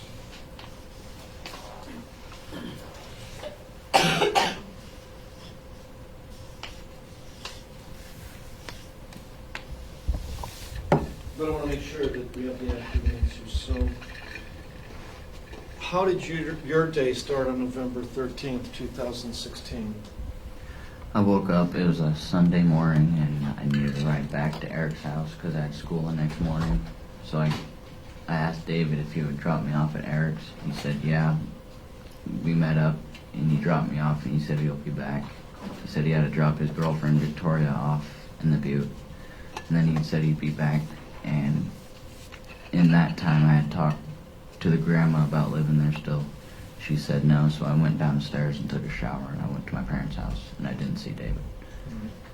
Now, I want to take that and break it apart into a number of different sections in detail. And one thing I want to use is state's proposed exhibit number 171.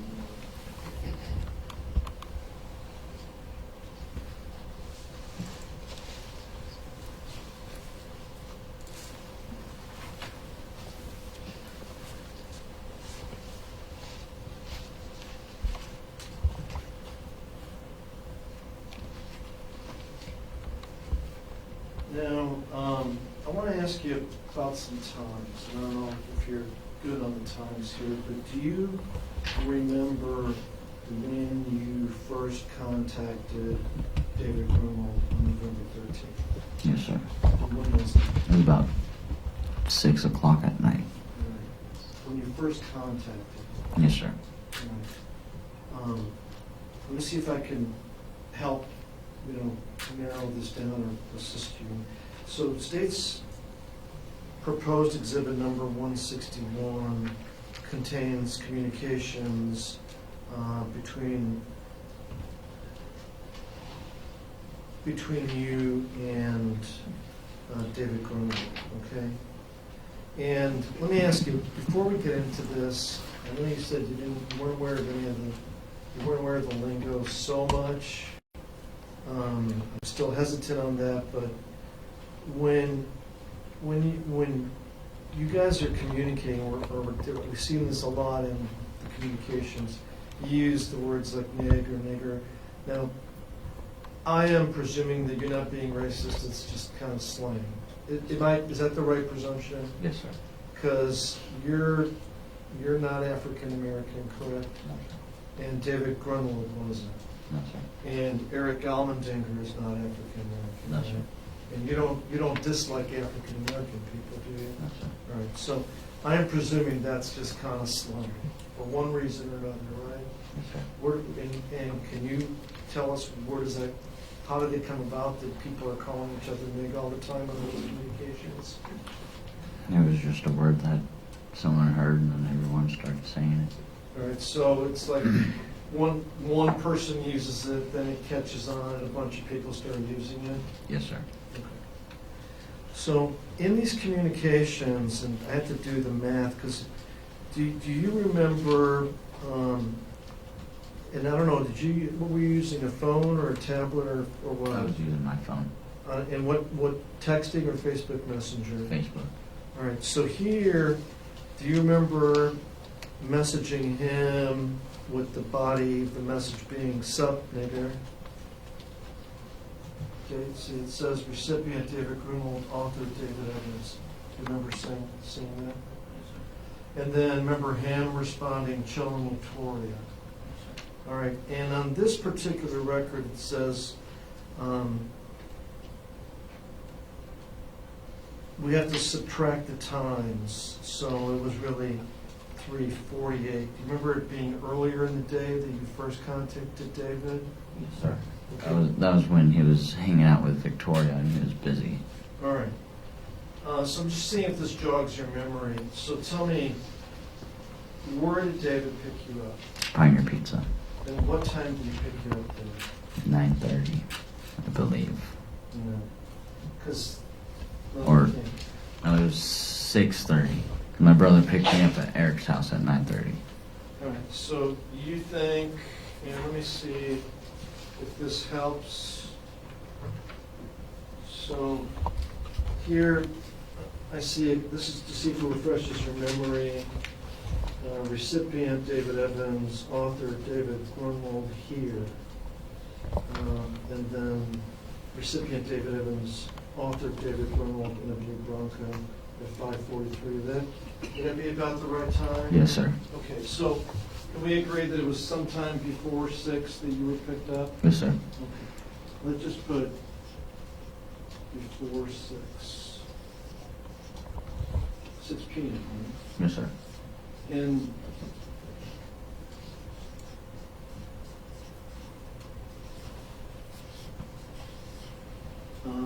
Pioneer Pizza? Yes, sir. And how long did it figure that it took to get to between Pioneer Pizza and the defendant's home? About 10 minutes. So what do you think, 6:15? Yes, sir.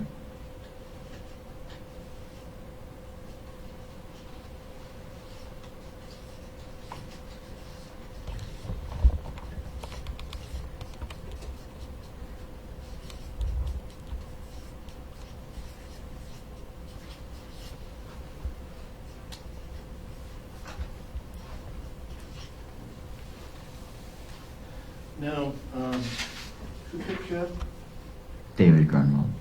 No, who dropped you off? Oh, my brother Chris Piercy picked me up. And do you know the exact time associated with that, or are you ballparking?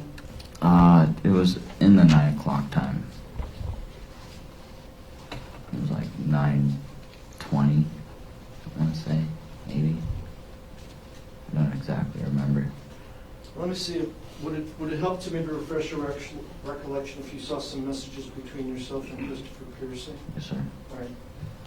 So here I'm showing you some dates and times. So it has discussion between you and Christopher Pearson, November 13th, 2016, at 21:46, which is 9:46, and at 9:47 you were saying, giving him directions. Can you read that for yourself? See if that helps you refresh your recollection.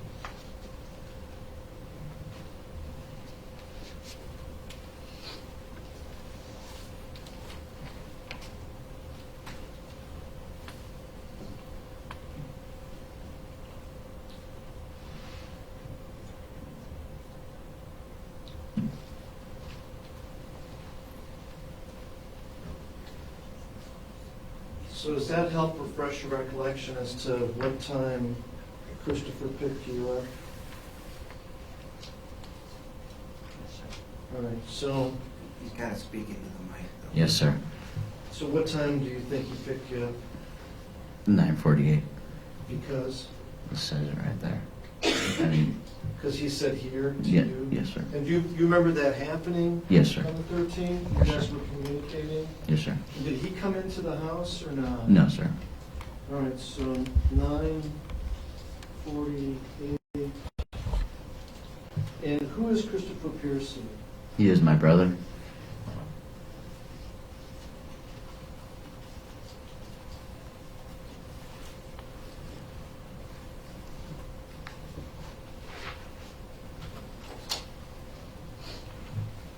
So does that look right? Yes, sir. All right.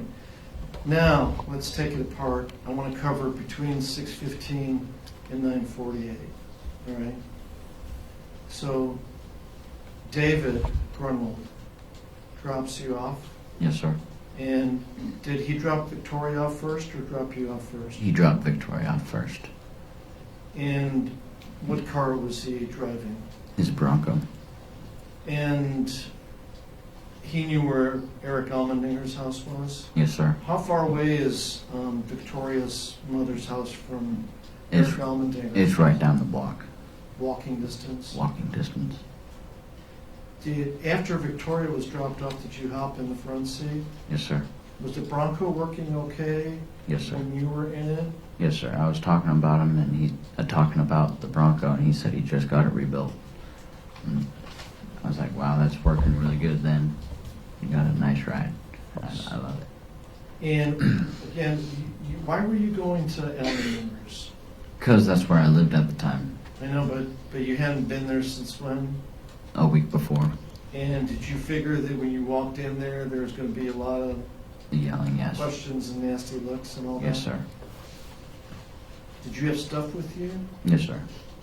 I had my backpack full of clothes. What color backpack was that? It was a blue and red one. And is it a huge one or just a day pack? It's got 3 pockets. And you were hoping to stay there after you got dropped off? Yes, sir. Now, tell me what the conversation was between you and David Grunwald when you were driving from Pioneer Pizza and then after you dropped Victoria off. I asked him if he wanted to hang out, and he said, yeah, I gotta go help Victoria with some stuff first. And then he said that he'll stop back over. And was there any discussion as to what everybody will be doing? No, sir. Just hanging out, playing video games. And when you say hang out, who did you mean? Me, Eric, and David. So you're saying you didn't know anybody else was at Erick Almandinger's Yes, sir. house? I didn't know anybody else was there. And you had not communicated with any of the other people like Dominic Johnson or Devin Peterson? No, sir. Early, anytime during that day? No, sir. And how did David Grunwald leave it with you? Leave what? How did he say, I'll be back, or I'll think He about it? said that he'd be back later. Okay. So your intent was, what you had in your mind was, okay, what was in your mind as far as the plan for the evening? Just hanging out with Eric and David and playing video games Where at? in the camper. Why in the camper? Because we had David over and his dad said we could go out there and play video games instead of the room because he was working. Okay, you gotta help me, November 13th, Yes, sir. cold. Yes, sir. Why would you be in? We had propane heat, I know, but how do you plug the video games in? extension cords. Why in the camper versus in Erick Almandinger's bedroom? I honestly don't know. But, so when I said your plans, why did you assume camper versus house? No clue. Or is it just something you told me today? I thought we were all going to go hang out in the camper.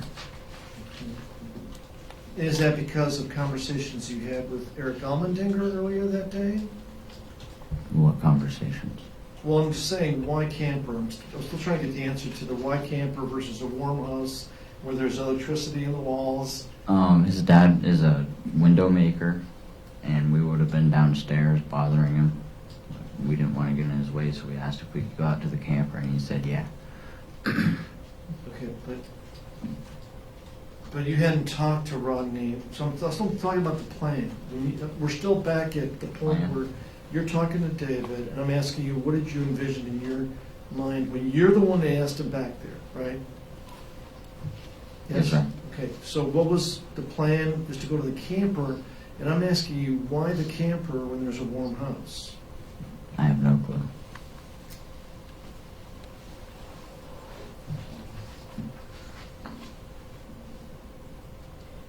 So was there, did you anticipate smoking marijuana too during video games? Yes, sir.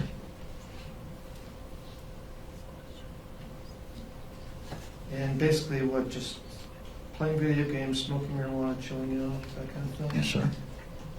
And did David say he was gonna text you or message you or just stop by, or what did he say specifically? He said that he was just going to stop by. So let's talk about whether that plan came to be. So he drops you off. Where do you go as soon as you're dropped off? I go to look for Eric, and Eric comes out of the downstairs, says, what's up? And I say, not much. Now you've been gone for about a month A at week. that point? A week. A week. And all he said is, what's up? He doesn't say where you've been No, sir. and, okay, and then what happens next? Rodney comes out, and then he says, you got to go talk to Grandma if you could still live here. And I went upstairs to talk to Grandma, and she said that I couldn't stay there. She said I could stay the night to go to school in the morning, but I just got in the shower and went to my parents' house. All right, so let's back up again. You got in there, how long was your discussion with Rodney? It was a good hour and a half. Hour and a half? Yes, sir. Tell us, what did you talk about for an hour and a half? About where I went, where I've been, and if I've been going to school, and about living there. Okay. And then what? And then I hopped in the shower, and because I went up Grandma? about Grandma. How about Grandma? I went upstairs and talked to her. She said that I couldn't live there. She is pretty feisty and stubborn, right? Yes, sir. And there probably wasn't much discussion, right? No, sir. He's leaving, so. You worried, Mr. Cowtown? How long was the conversation with Grandma? 15 minutes.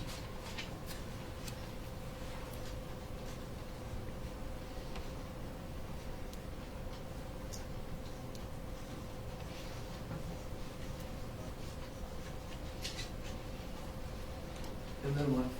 And then I got in the shower and packed my things. And how long was the shower?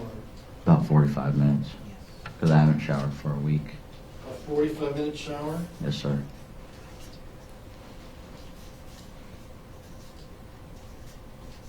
And are you just ballparking this was a 45-minute No, shower? sir. I was very What were you dirty. doing there? I was just showering, getting clean. I hadn't showered in a week then. And what things did you have over there? I had a toothbrush and a hairbrush. I didn't have any shampoo or I was using theirs. No, I mean, like, what, you said you're packed. How long did it take you to get your stuff together? I had 2 full bags. It took me about 30 minutes to get all my things done, packed up.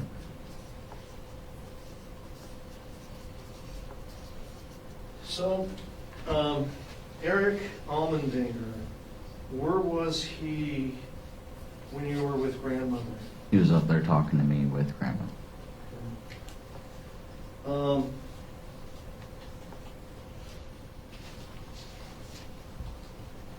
You don't know where he was during the shower? No, sir.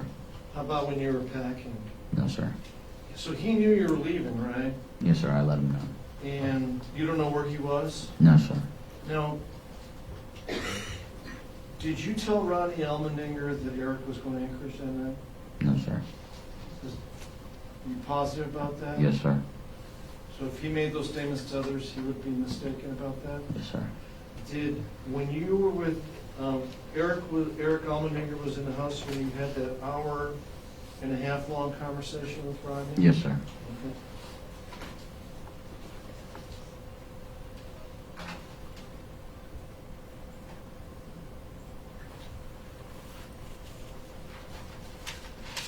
And he was there when you had the 15-minute conversation with grandmother, right? Yes, sir. And these are your ballparking these, right? No, sir. You know exactly it was 1 minute, 30-minute 1 hour, 30-minute conversation. Yes, sir, because we kept arguing back and forth. No, but I know that, I don't doubt you when you say that you had a discussion with Barney Allmendinger, but how do you know it was an hour and a half? Because we kept arguing back and forth. And you were a watch on your hand? No, sir. So, Grandma lets you stay until the next morning, right? Yes, sir. And you have a plan to meet up with David Grunwald and Eric and play video games in the camper, right? That was before Myler told me I couldn't live there. Let's re-ask it. What happened to your plan? Come on.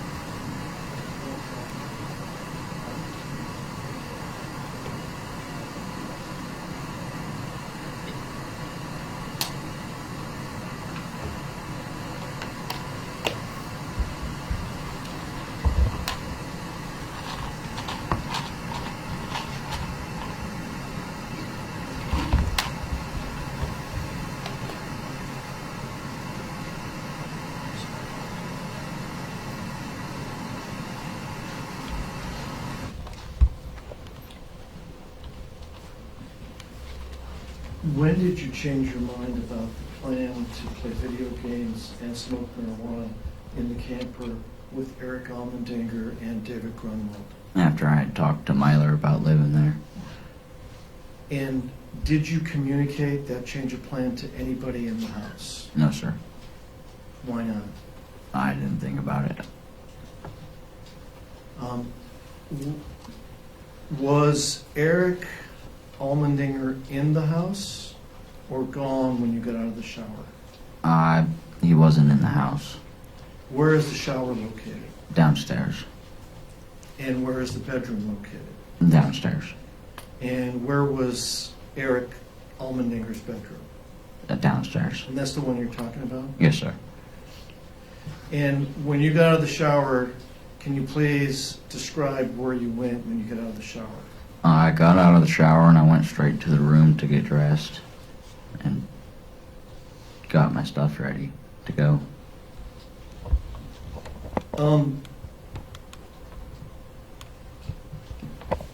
Do you know where Erick Almandinger was when you got out of the shower? No, sir. Did you look for him? No, sir.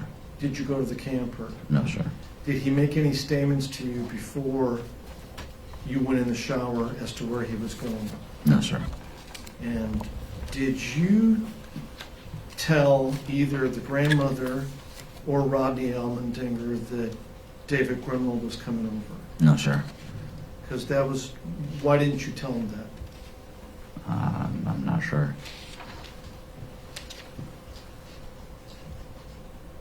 And when you told me that Rodney said you can go in the camper, was that on this day or a previous occasion? That was a previous.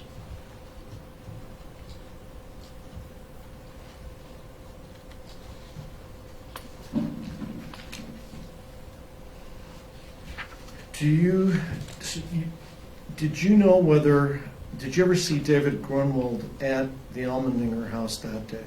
No, sir. Or at the camper, other than when he dropped you off No, sir. that night, or in the camper? No, sir. Did you ever see his vehicle there? No, sir. Did you ever hear his vehicle? No, sir. Did you ever hear a vehicle pull up? No, sir.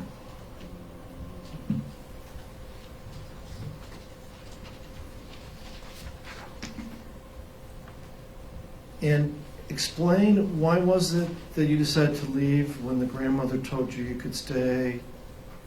Because I wanted to go see my parents. And how were you going to go see your parents? My brother. Did your parents know that you were going to go see them? My brother was at my parents' house, and I guess he told them that he was going to come get me. And is that, why were you communicating with your brother? Because he had a vehicle that could pick me up.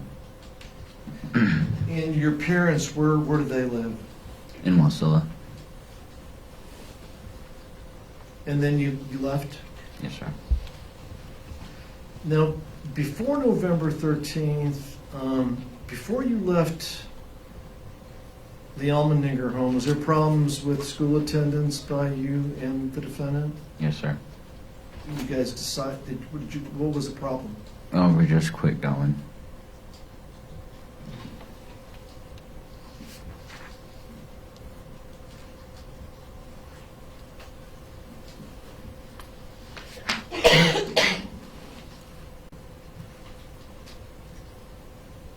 During these portions, did Erick Almandinger have any part in this discussion? Yes, sir. What was his part in this discussion? He was telling his dad where I went. I had told Eric where I went, and he told his dad where I went. And then When you were gone from the house? yes, sir. And anything else, any other parts he had in this discussion? You just went upstairs to talk to Grandma and see if I could live there still. For the record, Mr. Kalachek, tell, what discussion are you talking I'm about? referring, yes, thank you, I'm referring to the argument you had with Rodney Allmendinger and Erick Almandinger being the president, being a participant. Yes, sir. Now, during the conversation you had with the 15-minute conversation with the grandmother, what was Erick Almandinger's participation in that conversation? He was up there to see if like help me stay, but she still said no, like to back me on staying. Now, after this, did you have any conversations with the defendant about what you were going to do as far as the shower, what he was going to do? I had told him that I was going to shower.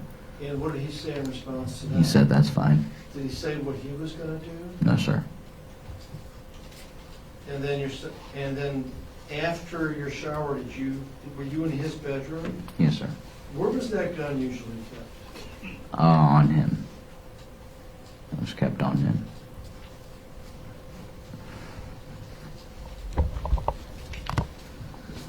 Even when he was home? Yes, sir. And when you say on him, where specifically do you mean? On the side, like kind of into the pants, like a holster, because he didn't have one. In the pants, talking about, where in the pants are you talking about? Right here on the butt. A back pocket? No, not the back pocket, like in between your pants and your underwear, right there. Your belt would hold it up. Tucked in the waistband is what Yes, you're sir. saying? And that's how you saw it all the time? Yes, sir. Did you ever see it positioned in any other way? No, sir.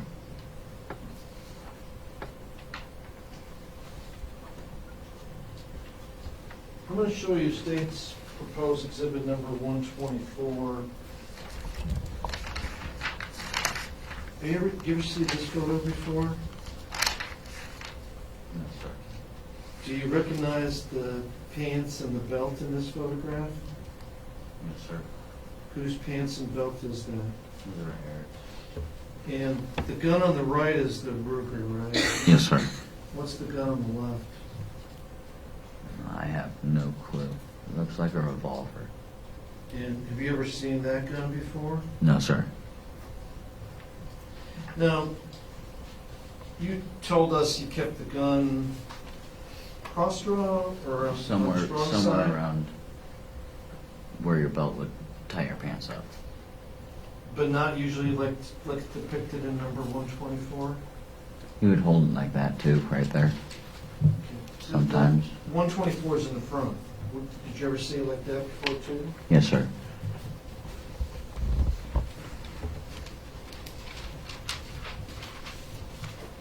And how do you recognize the belt and the pants in that photograph?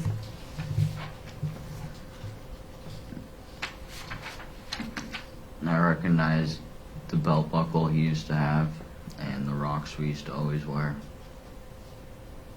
Rock revivals. When you asked David Grunwald to give you a ride to the Allmendinger house, did you think that anything bad was going to happen to David? No, sir. More specifically, when you asked David to join you at the Allmendinger house, did you think that anything bad was going to happen to David? No, sir.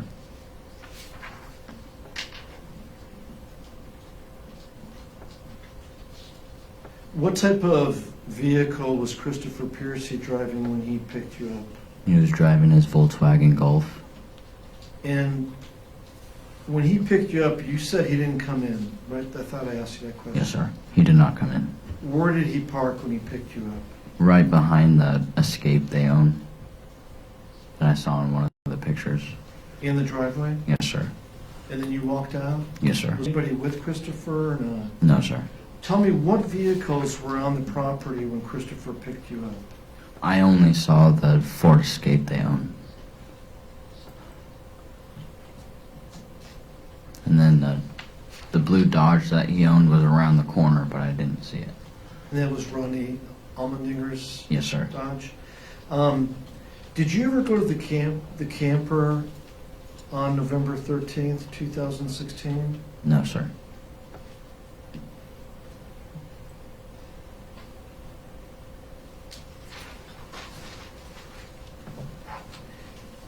After the shower, did you look for Erick Almandinger, or did you just leave without really looking for him? I just left. Did you leave him any messages? I left him a message saying that I was going to go to my parents' house and that I won't be coming back. I'll see you around school. Have a good one. Now, did he ever? Were there any communication between you and him where he said he would be back to the house? No, sir.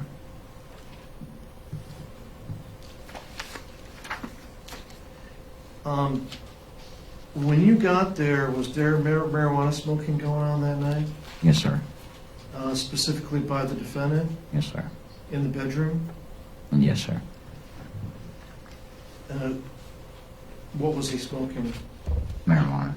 Through what? A pipe. Was anybody with him? No, sir.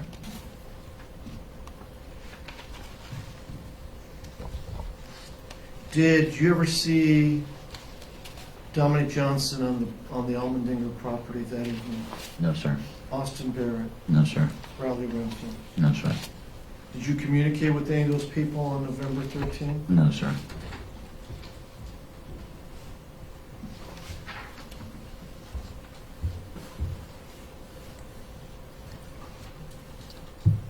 Now, did you find out that the other people were there from the defendant later on? No, sir.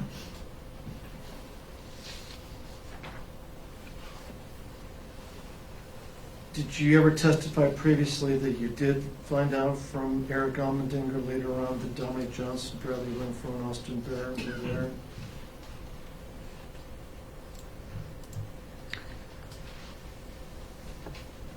I don't recall. Let me approach you, page 132 of the grand jury testimony. And let me just read and see if you want to correct. I'm going to underline the part that I'm referring to.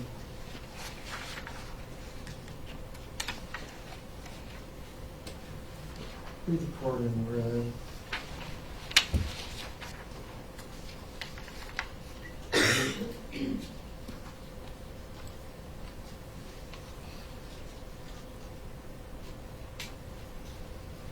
Tell me when you're done with that part.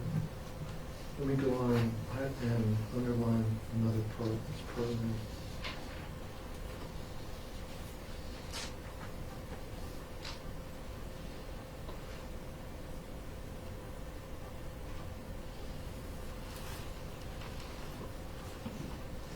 Does that help refresh your recollection? Yes, sir. All right. And I'm sorry, sometimes I didn't provide you the transcript ahead of time, but, so let me ask you the question again. Did you find out later from the defendant that others were there on the property? Yes, sir. And was it through a conversation you had with the defendant after November 13th? Yes, sir. And who did he tell you was there? Austin, Bradley, and Dominic. And did he tell you what happened in the camper? No, sir. Did he say, no, did he say what they were doing? Or do No, you need sir. to have your recollection refreshed? What's that? Did he say what all of them were doing? No, sir. Let me approach you at page 133.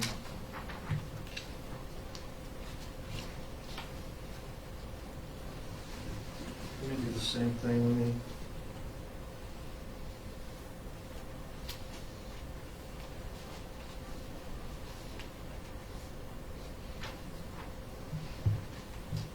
Read the parts that I underlined in red, please, and see perhaps jog your memory.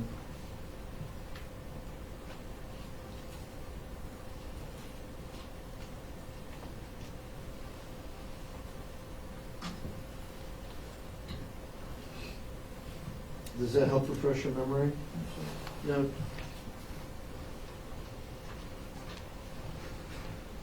Now, in fairness to you and your memory, can we agree that grand jury was closer in time to November 13th than today is?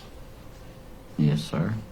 Okay, and is it Can you fair? repeat that? Yeah, is it fair to say that your memory of these events was better in December of 2016 when you testified before the grand jury than it is May of 2018? Yes, sir. All right.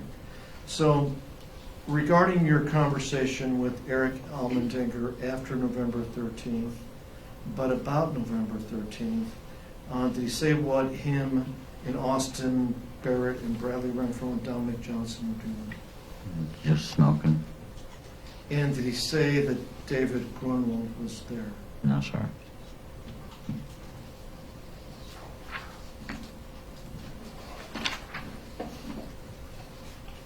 Did your brother take you to your parents' house? Yes, sir. And what happened at your parents' house? We just watched a movie and then went to sleep.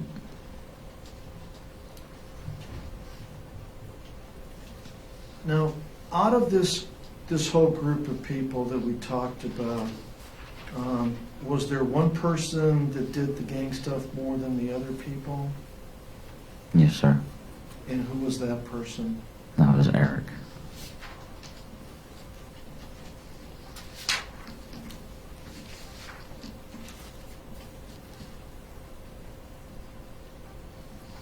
When you said you invited David Grunwald to come back to Erick Almandinger's, where were you when that conversation took place? We were on the way back on Palmarosilla.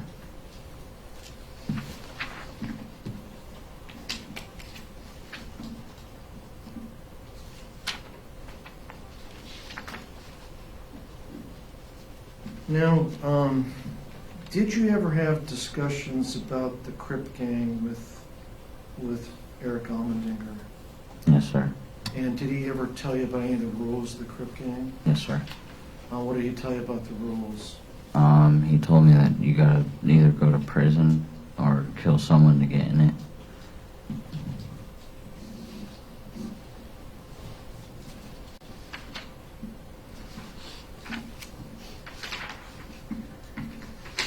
And as far as him, did you believe that he wanted to be a Crip? No, sir. Why didn't you believe that? It wasn't the real Eric.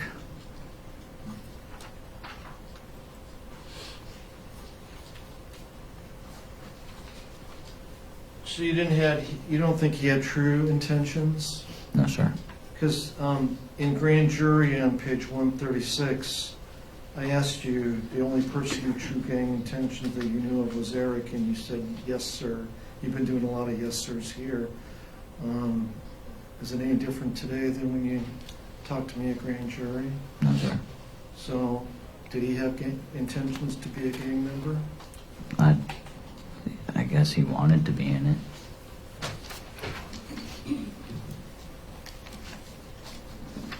No. David Grunwald, was David Grunwald your friend? Yes, sir. Do you remember Victoria McKelkey Yeah. communicating with you after she found out that David had not come home? Yes, sir. She asked me where he was, and I said that he dropped me off at Eric's and then left to pick you back up.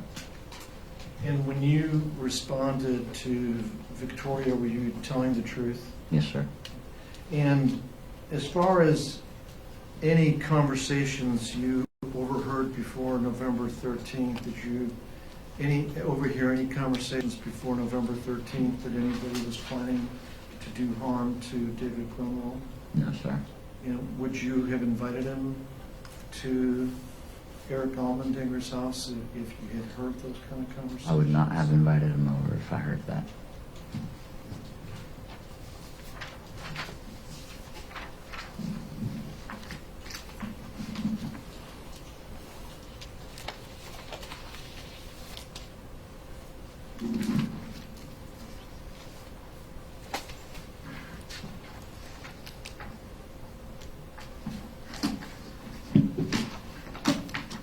Give me a moment here.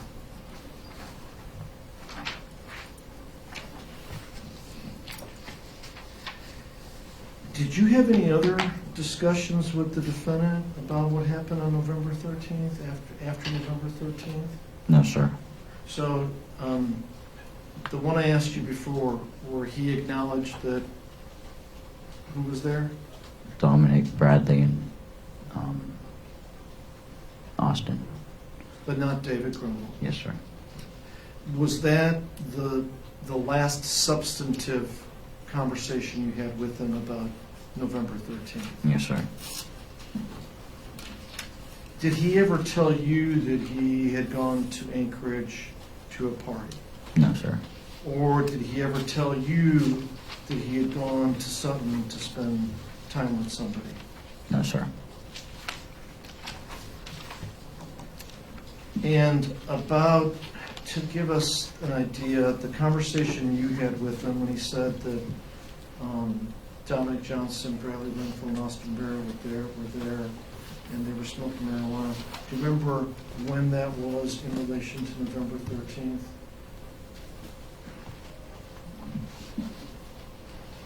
It must have been right before I left. About 8 o'clock, maybe.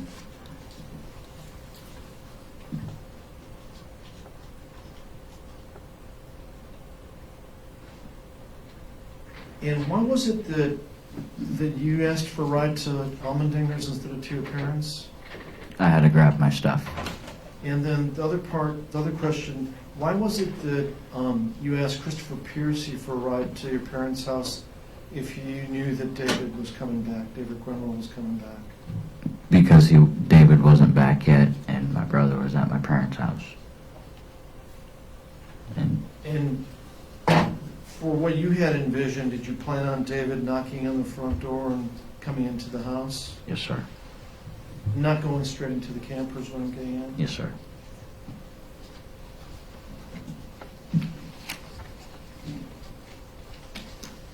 Now, when you said that you saw the defendant smoking marijuana in his bedroom when you first got there, is that what it was? Yes, sir. Was he high at the time? Maybe.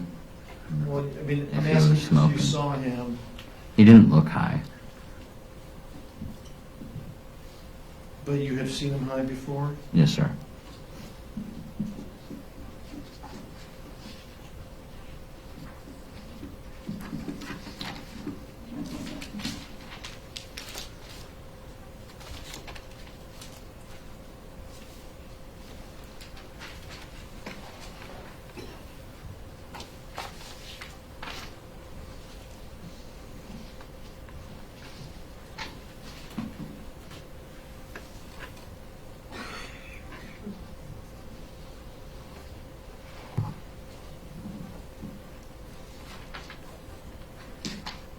Now, do you remember being interviewed by one of the police officers on November 17th?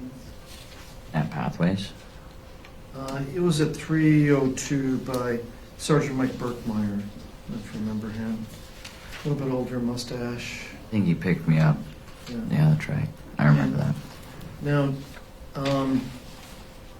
I think, did he ask you about whether Eric told you that he got a ride to Anchorage? He had mentioned it. Eric mentioned it? No, the police officer did. Right. And did you say that Eric did say that he got a ride to Anchorage? No, I told him I didn't know.